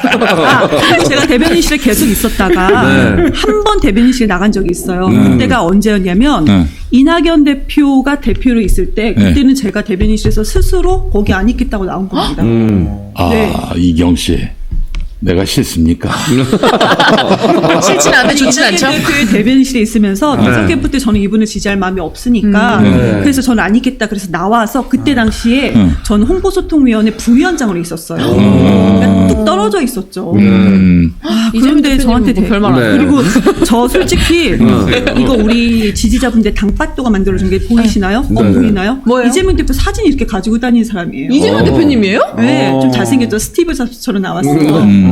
자, 그러면 이재명 대표님, 우리 이경 대변인은 수박 아니다 한마디 해주시죠. 위로 좀 해주세요. 제가 분명히 말씀드렸는데 누구가 수박이고 누가 수박이 아니다 이런 규정을 하지 말라니까요. 우리 통합으로 하나로 가야 되는데 뭐야? 수박 그 규정하지 말라니까. 제가 굉장히 곤란해져요. 아니 손짓까지 따라해. 근데 실제로 어제 점심 아니 잠깐 내 사진은 왜 들고 다니는 거예요? 그러면 안 돼. 실제로 어제 왜안 돼? 제가 어머 웃음소리가 실제로 어제 제가 이런 얘기를 간단하게 하고 간단하게 짧게요 몇십 초 안에 간단하게 하고 사진 잘 나왔죠. 저 이것도 제가 만든 건 아니고 지지자분들이 만들어 주셔서 저한테 보내줘서 코팅까지 해서 가지고 다니라고 해서 가지고 다니는 거예요. 뭐 이것도 굳이 제가 만들겠습니까? 보여드렸더니 대표님 한 마디도 없이 어떻게 했냐면 전체 풀샷으로 잡아줬어요. 그냥 가까이 이렇게 있으니까 한 대 툭 치고 말더라고요. 이게 대표님이 저한테 툭 치고 말았어요. 그러니까 염려치 마라, 개념치 마라, 뭐 그냥. 근데 일주일 동안 힘들었습니다. 마음 상처가 여러분, 되죠. 제가 저 이재명 전문가 아닙니까? 전문가세요? 전문가지. 한번 말씀해주세요. 이재명 전문가로서 그 마이너리티 이재명 책도 쓰고 말이죠. 이재명 대표님에 대해서는 제가 그 사실은 2013년에 그분이 이제 성남시장 된 이후에 모라토리엄, 2010년에 네네네. 모라토리엄 선언하고 그 뒤로 뭐 온갖 보편적 복지로 성남의 그 보편적 복지를 뭐 정말 대한민국의 그 가능성으로 격상시킨 분이잖아요. 네. 제가 2010년 이후로 지지하는 정치인으로는 이재명이 유일했어요. 네, 그래서 사실 이재명 대표의 그 정치를 쭉 그동안 지켜봐온 사람에서 지켜봐온 입장에서 이경을 수박이라고 얘기하면은 수박 아닌 사람 없어요. 네. 그건 오해 안 하셨으면 좋겠고. 네. 네. 아니 근데 이제 앞으로 큰 정치 하셔야 되는데 너무 그런 거에 상처받으시면 안 됩니다. 제가 솔직히 국민의힘 쪽에서는 공격을 정말 많이 봐요. 고소 고발 진짜 많이. 그 법률적인 걸 제 사비용으로 되거든요. 네. 너무 짠해서 도와주는 변호사님도 계시고. 네. 그리고 저 나무위키의 제 이력이 다 허위예요. 학력 경력 허위예요. 이건 대응이 안 돼요. 그래서 TV조선에서 유튜브 방송에서도 그거 저한테 확인도 안 하고 허위 이력으로 막 이렇게 재미있게 홍보를 하면서 하더라고요. 그러니까 학부 이력을 그들이 얘기하기엔 씹기는 재밌었나 봐요. 한마디로 명문대가 아닌 학부가 올라가 있었던 거죠. 그거 다 고소 고발 제가 알아서 혼자 하는 거거든요. 네. 괜찮았어요. 대응해도 괜찮아. 돈이 다 나가도 괜찮아. 그런데 지난 일주일 동안 우리 진영에서 저를 공격하고 제 번호를 아는 분들은 저한테 전화하고 문자하시고. 근데 이게 화가 나는 게 아니고 슬프더라고. 이 얘기는 여기까지 원래 더 같은 이상 하지 않겠습니다. 같은 편이라고 생각했던 사람들이 공격하고 씹으면 원래 더 맞아. 아니, 아픈 편이에요. 원래 그렇다고 그분들을 또 고발할 수는 없는 거 아니야. 같은 편인데. 제가 전화 문자 오신 분들한테는 좋게 얘기했어요. 욕하셨던 네. 분들한테도 아닙니다. 지켜봐 주세요. 그냥 거기까지만 말씀드렸죠. 지켜봐 주시라고. 그러니까 이재명 대표 보세요. 그 이재명 대표가 지금 당 대표고 대선 후보고 그래서 엄청난 권력자인 것 같지만은 네. 그 양반 주변에 있던 분들이 이렇게 고통을 당하고 있잖아요. 스스로 목숨을 끊은 분도 있고. 그래서 이게 무슨 효과가 있느냐? 이재명 주변에 가지 마라. 네. 가서 뭐 힘을 보태거나 뭐 이렇게 손발이 되거나 그런 일 하지 마라. 이 암묵적 신호예요. 네. 그럼에도 불구하고 그 내내 이재명의 대변인 역할을 해왔던 그 딴 경쟁 대선 주자가 이제 당 대표가 되니까 그때는 또 아예 그냥 당 대변인직을 내려놓았던 분입니다, 여러분. 아유, 아니 그 헷갈릴 사람이 따로 있지 이경을 헷갈려요. 네, 그 이경 대변인의 그 안타까운 사건에 제가 도사견 한 마리를 추천해드릴까요? 도사견? 안녕하십니까 김수근입니다. 너희 이경 대변인은 뭐라고 수박이니 아니니 당당하게 전동 버거지 같은 그런 사람은 저한테 하십시오. 이 사람 예. 오랜만이다. 야, 가실상도 한번 부탁드리겠습니다. 저거 막 턱주거리가 아파서 사실상 본의원 생각으로 선동 벌거숭이 같은 이 엄동설안에 정말 고생이 많습니다. 정말 이경 대변인 같은 사람이 많아져야 된다 생각하는데 정말 봐주십시오. 야. 어디 안 보이나 할 때 여기 있네. 똑같아. 그 김성태 그 저 양반이 한 번 어떻게 비행기를 탔는데 네. 그 강서구가 지역구였잖아요. 네. 그 강서구는 또 저 김포공항이 있고 네. 대한항공이 또 있다 보니까 이코노미석을 탔는데 그 왜 그 1등석, 2등석에서 가져갈 네. 그 저 왜 그 뭐 있잖아요. 그 선물 같은 거. 네. 담요 뭐 이런 거. 그렇지. 이런 거 다 가져가겠다는 거예요. 안 된다고 하니까 이코노미석이라서 갑자기 김성태가 전화하더니 그 대한항공에다 전화하더니 지역구에 있는 그 거기다 전화하더니 이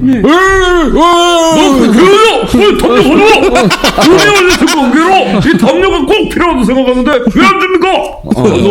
네, 천둥 벌거숭이라서 너무 춥다.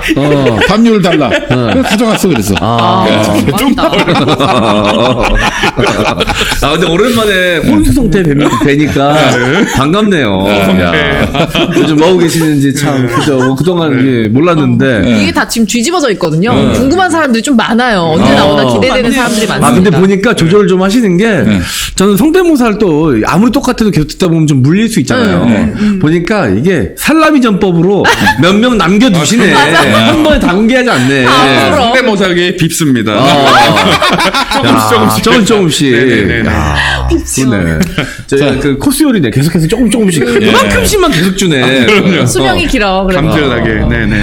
아, 그래요. 아유, 참. 어쨌든 너무 그 마음 쓰지 마시고요. 네. 그 아마 그분도 악의적이라기보다는 그분들도 어떻게 보면 상처받아서 그랬을 수도 있어요. 아니면 너무 예민해져 있어서 그 결과를 보고선 그 체포동의안 결과를 보고선 너무 분노해가지고 약간 이성을 잃으신 분들도 계실 수 있어요. 근데 곧 안정을 찾으실 겁니다. 네, 그래요. 아니, 그 이경은 뭐 저기 가결표 던지지 않았어요. 국회의원이 아니기 때문에. 자격이 없는 사람이야. 수박할 수 있는 자격이 없는 사람이라고. 진짜 그런 문자 보내. 자격이나 주고 그런 얘기 하든가. 가결했지 막 이런 거 지금 아니에요? 7년째 이루고 있단 말이에요. 지난 총선 때 출마하지 않고. 네. 아, 출마도 안 했어요, 지난번에. 네, 한번 이번에 봤죠. 어디 출마하시게? 모르겠어요. 이상민을 이겨야지. 우리 코너대로 가셔야죠. 네. 알겠습니다. 예. 수박할래도 할 수 없는 몸이다. 아니, 수박 같으면 부르겠어? 자격이 없는 몸이다. 아니, 수박 같으면 부르겠냐고, 김용민이가. 네. 그렇진 아, 않잖아요. 댓글 중에 있었어요. 김용민이 불렀으면 이경 검증 나는 했다. 그럼. 그런 댓글도 네. 하나 있었어. 대한민국에서 내 수박 검증하는, 거의 뭐, 수박 감별사. 그 수박 감별사. 그래, 그 말이 생각이 안 났다. 수박 감별사예요. 예. 그러니까 뭐, 이 프로그램 나오는 분들은 안심하고 지지하셔도 된다. 이런 말씀을 좀 드리겠습니다. 예. 마음이 좀 났네요. 네. 진짜 네. 상처받았거든요.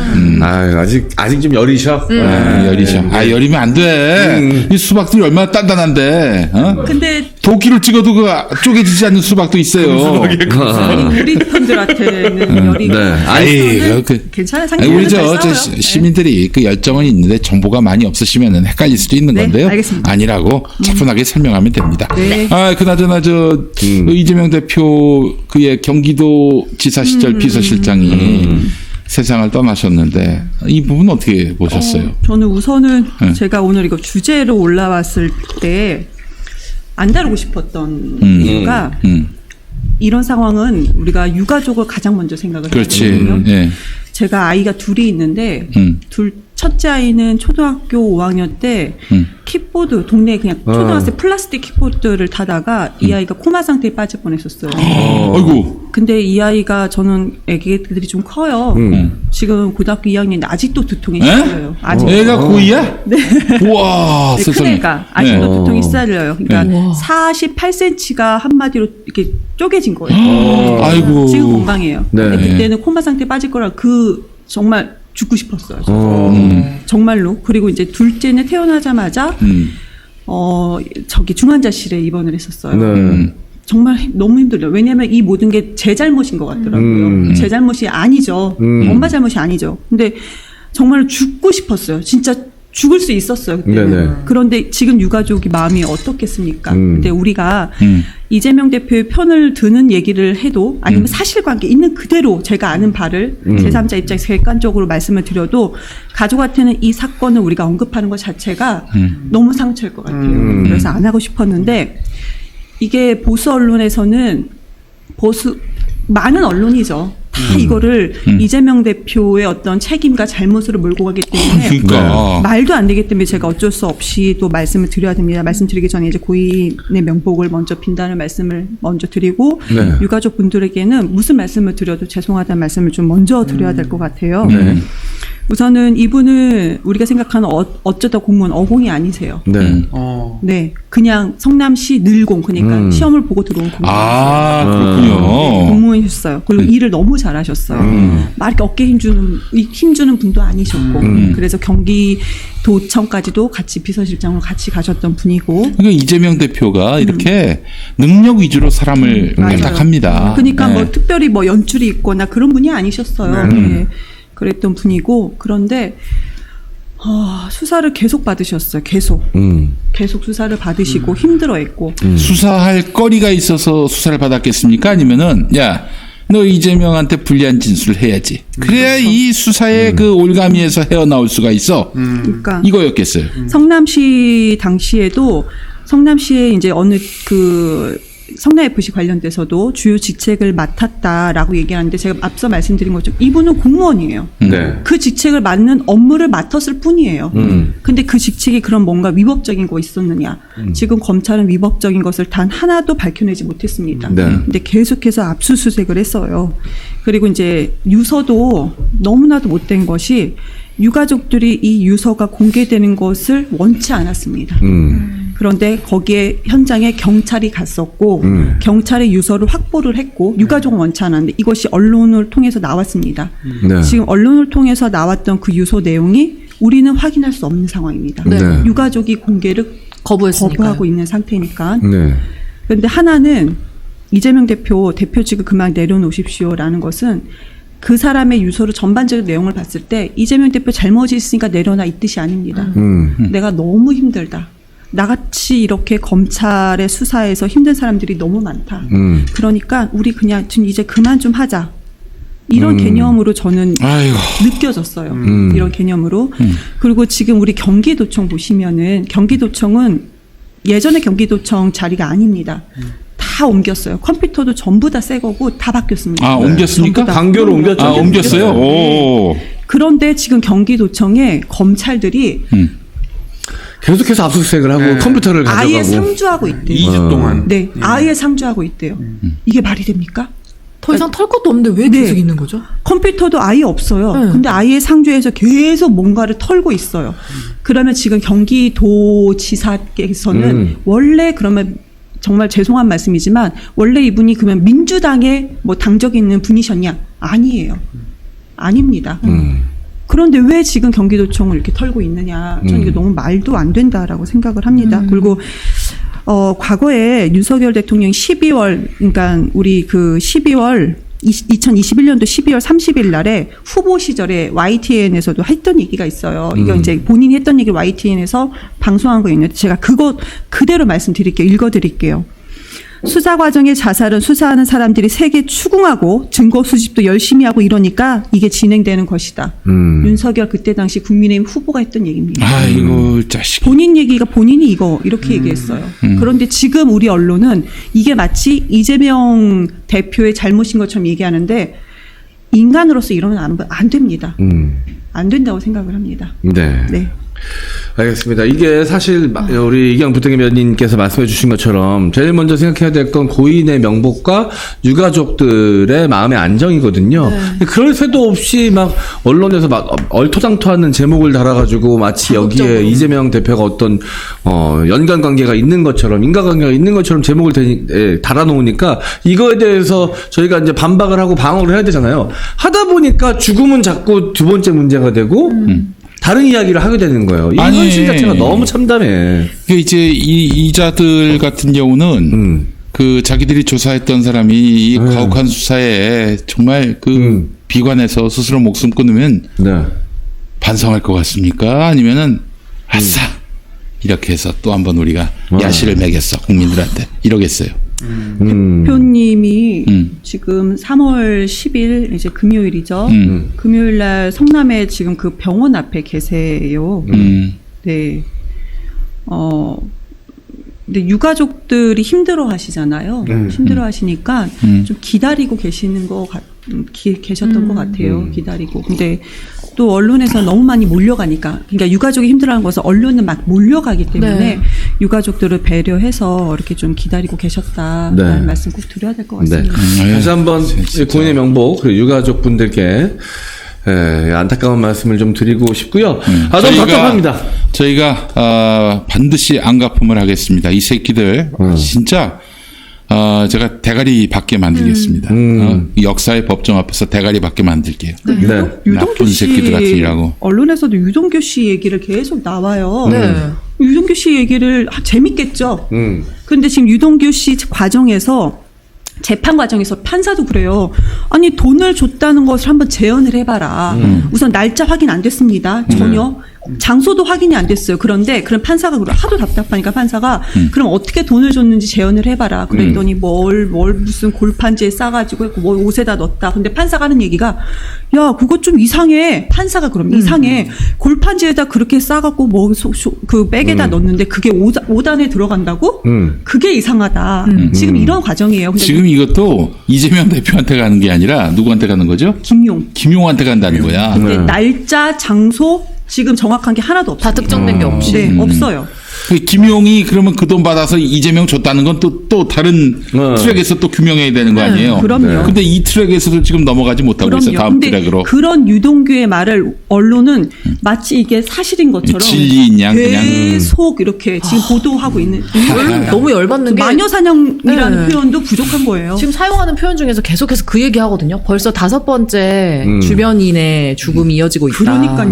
그 뭐 하는 워딩이 겁니까? 너무 어이가 없죠. 검찰 수사에 대해서 의문을 가져야지. 건강한 언론이라면 아니 2-5명의 공통점 누가 당연히 다 누구나 알 수 있는 사실 아닙니까? 그걸 계속해서 아니 이재명 대표와 만남을 이어가고 있지도 않았었고 유일한 공통점이라고 하는 것은 검찰 검찰 수사. 조사를 받고 있었다라는 사실뿐인데 그 얘기는 안 하고 검찰 얘기는 안 해. 조정동은. 맞아요. 이분 대선 캠프 때 안 오셨어요. 네. 근데 이제 관계라는 말씀이죠. 이분은 공무원이시잖아요. 근데 관계에서도 왜 대선 캠프에 안 오셨냐? 이분은 공무원이었거든요. 네. 근데 이것이 당연한 것인데 또 언론에서는 팽당했다 이런 식으로 얘기를 합니다. 팽당했다. 만약에 가까우면 또 가깝다 이렇게 얘기할 겁니다. 그쵸. 멀면 팽당해서 이렇게 지금 자살했다라고 얘기하는데 언론에서 검찰의 수사의 강압적인 수사, 검찰 수사가 어땠는지, 인권은 보호했는지 이 부분은 전혀 얘기를 안 한 점에 대해서 네. 정말 저는 오늘 기사로는 우리 언론은 오늘 기사로는 정말 썩은 언론이 너무 많다 네. 생각합니다. 얘들 보세요. 그 언론들이 말이죠. 지난 대선 때 이제 1년 됐습니다만은 야, 그 이재명이가 되나 윤석열이가 되나 똑같아. 이런 얘기 많이 했단 말이에요. 이 얘기는 정확하게 해석하자면은 야, 윤석열이가 되든 이재명이가 되든 우리 월급 주시는 분은 한 분이야. 우리 월급 받는데 문제가 없을 거야. 누가 되든. 이재명 되면 언론 탄압할 리가 없으니까. 윤석열이가 되면 더 이런 자본가들에게 친화적인 그런 정권이 되니까 윤석열이 되든 이재명이 되든 매월 25일 따박따박 월급 나오는 거는 누가 되더라도 상관없을 거야. 그러니까 나는 달라지는 게 없어. 이거예요. 윤석열이 되든 이재명이 되든 나라가 안 망한다는 얘기는 정말 짜증나지 않습니까? 네. 예. 그래서 국민들이 그때 윤석열은 안 된다, 이재명으로 밀자 했던 게 이게 무슨 이재명을 좋아해서도 있겠지만은 윤석열이 되면 나라가 망한다는 그런 믿음 때문에 우려 때문에 그런 거거든. 근데 그 목소리를 내는 국민들 비웃었지 이 새끼들, 자본의 노예들, 이 기레기들. 나쁜 놈들. 어떻게 좀 유럽 가신 분이라도 좀 이렇게 소환해가지고 이야기를 좀 해보고 싶은데 안 됩니까? 유럽 가신 분 좀 소환 안 됩니까? 유럽에 누가 가셨죠? 한동훈 장관 안 됩니까? 전장사를 송영길 대표를 꺼냈다. 지금 오류가 날 뻔했어요. 대충 이렇게 돌려서 얘기하지 마시고 누구 꺼내라 이렇게 바로 얘기해. 한동훈 장관은 어떻게 소환 안 됩니까? 안녕하십니까. 한동훈입니다. 일국의 장관으로서 성실하게 이 전쟁사를 읽고 있는데 왜 그렇게 불만이십니까? 저 빨간 책 하나만 갖다 주세요. 불구하게 빨간 책 하나만 갖다 줘. 예. 리얼리티를 위해서 빨간 책 아무거나 하나 갖다 줘. 아니 머리가 휘날릴 정도로 빨리 갖다 주십시오. 지금 발이 보입니다.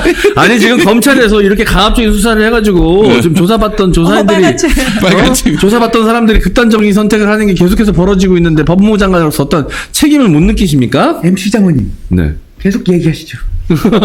제목 아니 기가 대답을 막히네요. 해주셔야지 전. MC 장관님 네. 이 책이 무슨 책인지 아십니까? 무슨 책인데요? 저도 모르니까 물어보는 겁니다. 물어보는데 왜 성실하게 됐다고 합니까? 아니 그 뭐예요? 엘리트가 버린 사람. 아니 이거 갑자기 영장을 갖다 전쟁사를 갖다 줘야죠. 전쟁사가 없지. 아, 제목이 기가 막히네요. 아니 근데 그 네. 한동훈 장관은 그 펠로폰네소스의 전쟁사를 안 읽어본 분이죠. 그게 이제 짧게 한마디로 하면 그 힘으로 장악한다예요. 근데 결국은 힘으로 장악하는 사람들이 망한다예요. 결국은 망해요. 망해요. 본인 얘기네요. 네, 힘으로 그런데- 검찰 힘으로 장악해서 곧 망할 근데 거니까. 본인들은 힘으로 장악할 수 있다. 세계를 다시 만든다. 뭐 이렇게 얘기하는데 결론은 망한답니다. 그 그거 안 김종대 본 거죠. 의원은 이렇게 해석하더라고요. 이 펠로폰네소스 전쟁사 지금 해석해 주신 대로 힘 있는 자가 망한다? 네, 장악은 하지만 결론은 망한다. 그래서 끝까지 안 보거나 내용을 네. 전혀 모르거나 그렇게 생각이 듭니다. 전혀 몰라서 했겠네. 이 전쟁을 다루면서 미국하고 중국이 전쟁을 벌일 텐데 마치 스파르타와 아테네가 싸웠을 때, 근데 이기는 쪽이 미국일 테니까 미국한테 붙어라. 이 차원에서 이 책을 선택한 것은 아닌지 하는 생각이 듭니다. 힘 있는 쪽이 우리 편이다. 뭐 이런 차원에서. 모발의 힘은 죄송합니다. 모발의 힘. 고발의 힘. 알겠습니다. 예. 지금 민주당 상근 대변인. 상근 부대변인. 예. 그 지금 이번에 국민의힘 새 지도부 선출 어떻게 보셨는지도. 국민의힘의 민주주의, 당내 민주주의는 저는 죽었다고 생각을 합니다. 그래서 윤석열 당대표, 윤석열 수석 최고위원, 윤석열 최고위원, 윤석열 청년 최고위원. 그게 결론입니다. 윤석열들이 아바타들이 다 그냥 요직을 차지해버렸으니까 그냥 윤석열 당이 돼버렸죠. 네, 오죽하면 지금 조중동에서도 전원 친윤 이런 식으로 워딩하거든요. 네. 뭐 더 이상 분석할 여지도 없는 결과인 것 같아. 이제는 근데 이준석계를 향해서는 그 내부에서 나오는 얘기는 상상 이상의 방법으로 탄압하거나 이제 파낸다, 없앤다. 이런 식으로 얘기가 나오거든요. 그래서 저는 무조건 검찰 세력이 또 압수수색이 들어갈 것이다. 이준석 전 당대표가 아니라면은 그의 가족들, 그가 그 사람이 사랑하는 사람들, 그러니까 가족일 가능성이 가장 농후하고요. 그 이준석 개라고 그랬거든요. 최소한 이준석은 죽인다예요.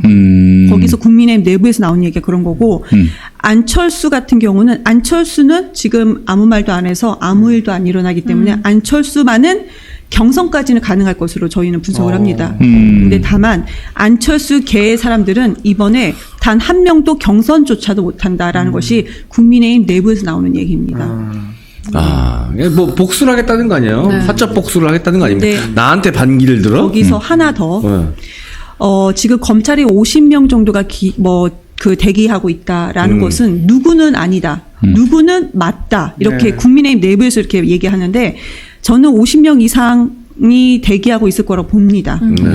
근데 국민의힘 보면은 수도권에는 자리가 거의 없어요. 거의 없고, 그럼 좋은 지역구, 이번에 막 같이 편들었던 초선 의원들, 그쪽 지역에 아마 초선 의원들이 공천권에서 많이 밀려날 가능성이 높습니다. 그러면은 내부 공천 전쟁이 일어나면서 검찰당과 기존에 있는 국민의힘 당 사람들이 아마 분명히 내부에서 전쟁이 일어날 거라고 확신합니다. 아니 기존에 그 TK나 누가 봐도 그 자신의 보수 텃밭이라고 불리는 대구나 TK 지역에 자기가 계속해서 뭐 2선, 3선 당선돼 왔던 사람들이 자기가 이제 친윤이라고 분류되지 않는다는 이유로 만약에 이번에 공천 탈락하잖아요. 가만히 있을까요? 가만히 있지 않겠죠. 어떤 식으로 나는 행동할 거라고 보이거든요. 어떻습니까? 시끄러워지죠. 당연히 시끄러워집니다. 네. 그냥 보통 시끄러운 게 아니고 그런데 그러면 그 많은 사람들이 최소한 우리 기존으로 50명이라고 한번 우리가 얘기를 하자면 네. 50명이 전체가 이렇게 시끄러워진다면 이걸 전부 다 압수수색하겠습니까? 힘들죠. 그럴 수는 없죠. 그래서 여기는 이제 이준석계 유승민 포함해서 안철수까지 어떻게 움직이냐에 좀 달려 있을 것 같은데 분명히 당은 쪼개진다. 분명히 쪼개집니다. 근데 여기에 또 윤석열 대통령의 지지율, 또 김건희 특검 분명히 갑니다. 국민들이 중도층에 있는 분들은 60-70% 김건희 특검 해야 된다고 하고요. 전체 이제 보수까지 다 포함한 여론조사에서 60% 가까이 김건희 특검을 해야 된다고 생각을 하거든요. 근데 이렇게 그 특검이 진행되는 과정에서 지지율이 훨씬 더 떨어질 것이고 그럼 대통령의 지지율이 떨어짐으로써 국민의힘의 내부에서는 이것을 또 얘기를 해서 당은 저는 분명히 쪼개진다고 생각합니다. 쪼개집니다. 아니 지금 중도층 인식 결과를 보면은 KBS하고 한국리서치가 최근에 조사한 걸 보면은 대통령이 당무 개입한다. 중도층의 답변이에요. 개입하는 것이 맞다. 72.6. 그리고 개입하는 것으로 보이는 거죠? 그렇죠. 네네네. 총선에 누구를 선호할 것인가? 중도층이 야당은 55.6, 여당은 35.5. 이러면 백날 해봐야 이거는 여당이 이길 수가 없어요. 그렇기 때문에 지금 여당은 특히 그 윤석열은 중대선거구제로 가려고 하지 않겠는가 이런 생각이 들어요. 중대선거구제로 가면은 그 수도권에서도 의석을 낼 수 있거든요. 절대 의석을 가질 수 있는 구조가 아니게 된다고. 그럼 어떻게 되느냐? 지금도 거의 뭐 한 170석 가까이 된 민주당이 무슨 입법 저지를 하더라도 그것도 무슨 또 입법을 하더라도 그냥 쌩까고 이렇게 시행령으로 밀고 가고 있잖아요. 정부 조직법 통과되거나 말거나 이러면서. 그래서 내년 총선에서 절대 다수당만 없으면은 윤석열로서는 임기 후반을 관리할 수 있다 이렇게 판단하고 있는 것 같아요. 그러려면은 중대선거구제로 가려고 하지 않을까. 어떻게 보세요? 네, 중대선거구제에 갈 수가 없습니다. 우선은 지금 수도권 의석수만 우리가 분석을 해보자면은 121석입니다. 근데 국민의힘이 19석밖에 없어요. 민주당이 121석 중에서 105석을 민주당이 지금 차지하고 있거든요. 근데 우리가 많이 아시겠지만 소선구제는 49대 51 무조건 한 사람만. 중대선거구제라고 한다면 이건 구제는 아니고 중선거구제 정도 해야 될 것 같아요. 그러면은 같은 지역구를 통합해서 3명이나 4명 후보를 내는 거다. 그러면은 한마디로 1등과 2등, 3등까지도 이런 식으로 통합한 지역구니까 가능성이 있다. 그럼 본인들은 아무래도 2등은 된다고 생각하지 않습니까? 수도권에서는. 그래서 윤석열 대통령은 이렇게 중대선거구제를 얘기를 하는 것이고 근데 이미 이재명 대표께서는 중대선거구제는 안 된다. 우리는 오히려 지금 소선구제거든요. 여기서 그때 위성정당 비례대표제 이제 위성정당 있었잖아요. 이것을 해결할 수 있는 비례대표 강화하는 방안을 함께 우리가 마련을 해야 된다라고 해서 이제는 비공식적으로 더 나왔던 얘기는 세비는 동결을 하고 그러면 비례대표를 강화한다는 것은 우리가 이제 길게 말씀드리기 어려도 이게 비례대표 명수가 권역별 비례대표라면 이제 더 늘어날 수가 있거든요. 그럼 국회의원이 지금은 비례대표가 47명 그리고 이제 지역구가 153명인데 그러면 이거에서 비례대표를 권역별로 나눈다면 더 많아질 수 있습니다. 국민들은 이거를 싫어하세요. 근데 오히려 우리가 어떻게 생각해 보면은 세금은 동결. 그러니까 월급 국민들이 그러니까 통파이는 동결하고 의원 수가 더 많아지게 된다면 비례대표가 더 많아지게 된다면 의원들은 본인들이 월급이 줄어드는 거고 의원이 많아지는 만큼 그 사람들이 가진 권력은 더 줄어들게 되는 겁니다. 그래서 이런 것도 비공식적으로는 얘기가 나오고 있으나 이것은 민주당만의 얘기인 건 아니고 여야 할 것 없이 정의당도 비슷한 이런 얘기는 좀 나오는 것 같아요. 이것을 논의 중에 있다. 그렇지만 국회의원 의석수가 늘어나는 부분에 대해서는 국민들께서 반감이 있습니다. 이걸 어떻게 설득할 것이냐. 지금은 우리가 국민의힘에서 얘기하는 중대선거구제는 가능성이 없다라는 결론은 분명히 말씀드리겠습니다. 사실 국회의원 숫자가 늘어난다고 하면 대다수의 국민들이 좀 반감을 가는 이유가 일단 정치 혐오에서 시작되는 경우가 좀 많고 국회의원들 하는 일도 없는데 세금이나 축내는 세금 충돌 아니냐 이런 정치 혐오가 기반에 깔려있기 때문에 그렇긴 한데 그리고 국회의원 숫자를 그런데도 불구하고 늘려야 되는 이유는 그들에게 특권을 깨야 되기 때문에 오히려 더 늘려야 되는 거예요. 숫자가 많아야 그들에게 몇 명에게 몇백 명에게 집중된 권력을 분산시켜야지만 그들에게 그 특권층이라는 그게 좀 더 희석이 되지 않겠습니까? 그쵸. 그래서 비례대표 숫자도 늘려서 좀 더 구석구석에 소외된 사람들을 대변할 수 있는 국회의원들도 만들고 지역구 숫자도 늘려야 되는데 소외된 사람을 구제해줘야 합니다. 수박들은 구제를 받을 만큼 많이 외롭습니다. 홍준표도 한마디 했거든요. 네? 홍준표도 얘기를 했어요. 내가 말할게요. 정치개혁을 하려면은 기본적으로 150명에서 200명의 지역구 의원만으로 국회를 구성하는 것이 타당하다. 네, 그래 봅니다. 그래서 그런 방향으로 가야지. 괜히 쓰잘데기 없이 다른 개혁 이런 개혁 해봤자 소용없다.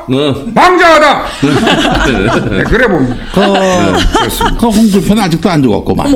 빨리 죽어야 한다. 예전에 돈 받아가지고 내가 수사하다가 20분 만에 자박 받아낸 저 노인네는 아직도 망령으로 떠돌아다니고 있어요. 그 조사받다가 그 화장실 못 가게 하더라고. 그래가지고 나 20분 만에 오줌을 쌌지. 화장실 가려고 내가 그 자백했다고 봐요. 가만히 있어봐요. 저래가지고 내가 그때 복당이 안 됐어요. 이준석이가 날 받아줬어. 저 영감탱이 때문에. 어찌 수치스러운 지금. 여보 팬티 가져와요. 이랬네. 지랬어. 우리 만담하는 것 같아 지금. 재밌네. 오히려 국회의원들은 맞아요. 국회의원들은 국회의원 숫자 늘리는 건 좋아하지 않습니다. 그치. 왜냐면 자기네 특권을 나눠 먹어야 되는데. 파이 나눠 먹고 싶지. 아니 근데 이게 안이하게 볼 문제가 아니라 지금 민주당 내 수박들도 다음에 어떻게 될지 모른다고. 게다가 또 지금 저쪽에 검사들이 한 30-40명 그렇게 낙하산 타고 내려오면은 저쪽 중진들도 살아야 될 거 아니야. 네. 근데 윤석열이한테 덤빌 수는 없고. 그래서 절충안으로 그 중대선거구제를 받을 가능성도 있다. 그렇기 때문에 안이하게 볼 문제가 아니라 분명히 저쪽은 충분히 그 중대선거구제로 갈 그런 그 의지와 또 토양이 돼 있기 때문에 민주당 170명이 똘똘 뭉쳐서 저지하지 않으면은 이거 그대로 통과될 가능성이 있다는 거죠. 그러니까 지금 일단은 저는 뭐 굉장히 장점이 많다고 봅니다. 중대선거구제가. 그러나 적어도 심판의 의미를 희석시킬 수 있는 22대 총선에서의 그 중대선거구제는 동의하지 않습니다. 22대 총선에서 기성 정치인들, 아무 효용성 없는 정치인들 정리하고 나서 그 다음에 논의를 해도 늦지 않는다. 그러니까 중대선거구제 하나로 통으로 해서 만약에 지역구가 3명이 후보다. 그럼 민주당에는 3명이 후보를 다 3명, 각 당마다 3명의 후보를 낼 수가 있는 거예요. 그러면 저같이 원외지만 그래도 이경하면 많은 분들이 아시잖아요. 그나마 저 같은 사람은 조금 유리합니다. 그럼 민주당이 2명이 될 가능성도 있으니까 좀 유리합니다. 그런데 그러지 않은 사람들은 인지도가 전혀 없는 새로 거기에 이제 진입하려는 많은 사람들, 뭐 청년이 아닌 사람들조차는 중대선거구제로 한다면은 상당히 어렵다. 우리가 갈 수 있는 지역구마저도 예를 들자면 3개의 지역구가 있습니다. 한 지역구는 2명이 된다. 그럼 민주당이 가능성이 있는 지역구도 분명히 있잖아요. 그런데 이걸 통으로 하잖아요. 그러면은 인지도가 3명 중에 밀리는 한 사람은 안 될 가능성이 높은 거예요. 네, 그렇죠. 그래서 중대선거구제가 우리 쪽에는 특히 수도권에는 상당히 이거는 불리합니다. 그래서 민주당에서 저는 뭐 이게 이제 장점이 있기 때문에 받을 가능성이 좀 있다고 말씀 주셨는데 저는 대표가 중대선거구제는 아니다라고 이미 확정해서 말을 했기 때문에 중대선거구제는 안 받는다. 의석수로도 우리가 버티고 있으면 된다라는 말씀 좀 드려도 될 것 같습니다. 장점이 많긴 하지만 빠르게 결정할 수 있는 문제는 아니에요. 많은 좀 그러나 지난번에 38석의 반란표가 있었습니다. 이 38표 중에 상당수가 저쪽하고 손잡으면은 그래도 가결이 안 될까요? 이경 이제 질문도 인터뷰도 하시나요? 38표라는 그 분들도 본인들이 국회의원이지만 인지도가 없는 사람들이 많아요. 본인들이 먼저 살아야 돼요. 중대선거구제를 한다면은 그 지역에서 정말로 노력했던 분들, 그런 분들, 국민의힘 사람, 그리고 우리 당 국회의원이 다 이렇게 한 번에 같이 이렇게 모일 거 아니에요. 그런데 본인이 특히 이제 초선으로 인재 영입으로 오신 분들이나 운 좋게 되신 분들도 지난 총선 때 많잖아요. 그런 분들은 상대적으로 밀리는 거예요. 근데 우리가 국회의원 169명의 민주당 의원이 있는데 우리가 169명을 이름까지 몰라요.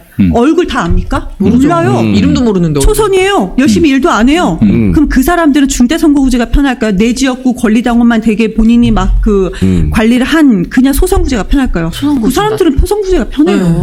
그래서 중대선거구제는 가능성이 없다라는 말씀. 우리 이경 대변인은 이제 국회에 또 상근하시면서 이런저런 정치들 많이 보셨을 텐데, 이 새끼는 안 되겠다. 다음에 반드시 떨어졌으면 좋겠다 하는 사람. 이름을 얘기할 수는 없고, 그 한번 유형을 좀 한번 얘기해 주신다면. 유형을. LSM.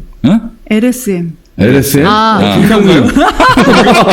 이상민. 예. 이상민 의원은 제가 왜 그러냐면, 뭐 제 지역구에서 그런 게 아니고, 우리가 낙선 이후에 바로 다음 날에 TV조선에서 2시간 특집으로 민주당 패널 2명, 국민의힘 패널도 몇 명 이렇게 균형 맞춰가지고 나간 적이 있었어요. 예, 나갔죠? 예. 나갔죠. 우리가 떨어진 3월 10일 날 나갔어요. 네. 이상민 의원이 가운데 앉고 제가 이상민 의원 대선에서 지고 바로 다음 날 그것도 TV조선에서 이상민 의원 가운데 앉고 제가 그 바로 이상민 의원의 오른쪽에 앉았어요. 이제 화면에서는 왼쪽 편에 제가 앉아 있는 거죠. 김건희 리스크를 TV조선도 양심이 있었는지 김건희 리스크가 그것이 주제였어요. 와, 근데 이상민 의원이 김건희의 진짜도 언급을 하지 않고 떨어진 김혜경 리스크를 계속 나열을 하는 거예요. 김혜경 리스크가 매우 컸기 때문에 그거는 이번에 그 패인 중에 패인이 아닌가? 누구야? 제가 어떤 놈이 나 따라해? 이상민 둘이야. 그때 야, 이성민입니다. 너무 화가 나서 생방송 도중에 우리는 어제 우리는 선거에서 졌다. 그리고 주제 자체도 TV조선 방송에서 주제 자체도 김건희 리스크인데 국민의힘 다선 의원이 거기 가운데 앉으셨고 김혜경 씨 리스크를 얘기하는 게 말이 됩니까? 저 이렇게 얘기했었어요. 민주당의 다선 의원이. 네. 아니 그러니까 그 옆에서 그 분이 말이 끝나자마자 제가 그 얘기를 치고 얘기를 했거든요. 그걸 옆에서 제가 직접 얘기했고 생방송 도중에 그런 얘기가 있었잖아요. 근데 이것은 정말로 여러 가지 중에 하나인데 최소한 인간이라면 사람이라면 떨어진 다음 날 김혜경 리스크, 김건희 리스크 질문도 TV조선도 눈치 보고 김혜경 씨 언급도 안 하는데 민주당의 다선 의원이라는 사람이 거기 나가가지고 그것도 3월 10일 날 나가가지고 김혜경 씨 얘기를 할 필요가 있습니까? 그러면은 사람이 아닙니다. 이경 대변인 보시기에 그 이상민은 왜 그래요 도대체?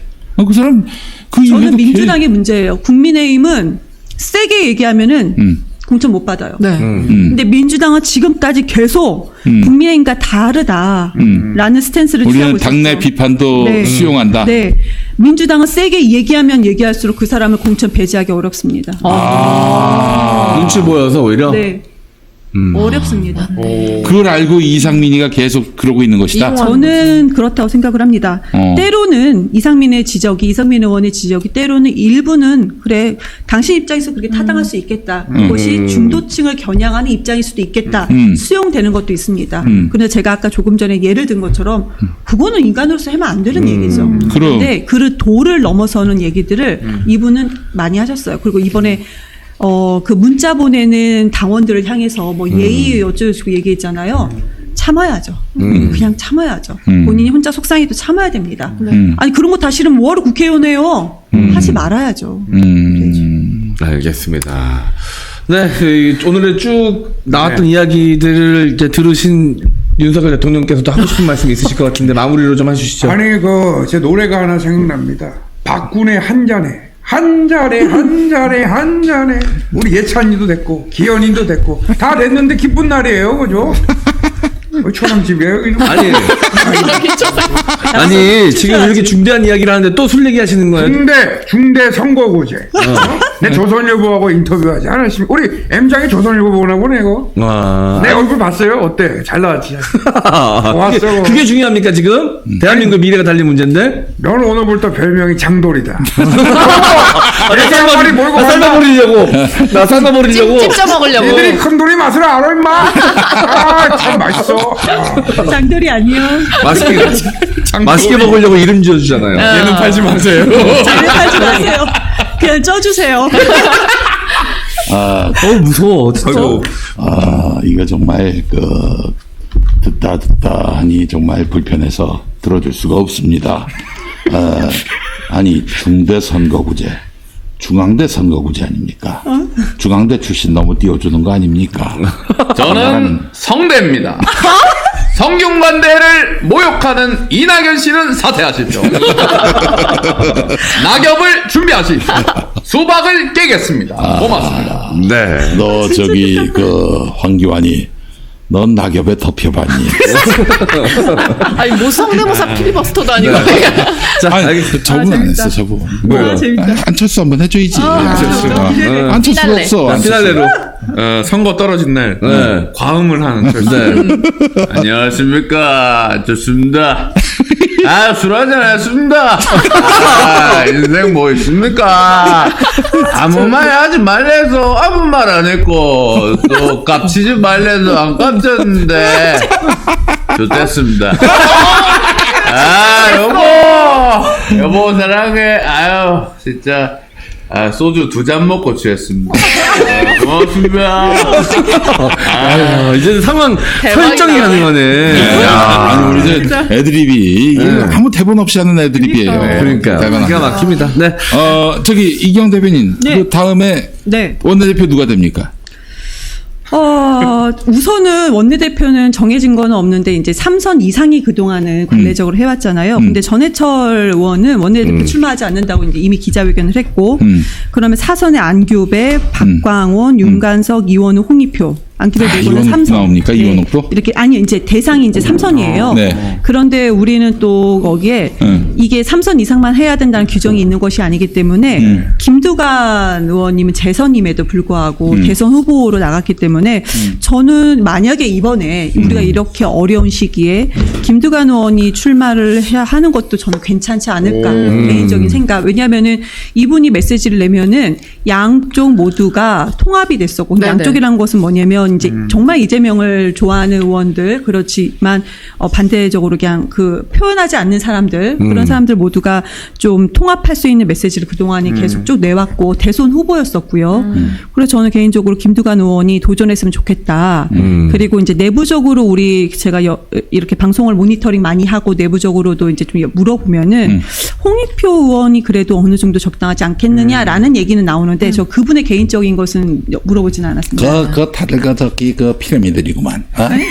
저 원내대표는 이제 국회의원인 사람만 되는 거 아니겠어요? 그럼요. 그렇기 때문에 원외대표는 언제 뽑나? 원외대표는 나라고 봐요. 원외 티켓. 원외 티켓. 예. 노래도 있죠? 대단하시다 다들. 네, 감사합니다. 자, 감사합니다. 고맙습니다. 진짜. 아직도 구독과 좋아요, 알림 설정 안 한 새끼 누구야? 한장해! 네. 부산 갈매기 한번 부를까요? 예, 고맙습니다. 잘한다. 네, 구독, 좋아요, 알림 설정 꼭 해주시고요. 자, 오늘은 족박아시대 이상민을 이겨라 코너까지 마무리하고요. 저희는 또 내일 화요일에 인사드리도록 하겠습니다. 내일 만나요. 안녕! 감사합니다.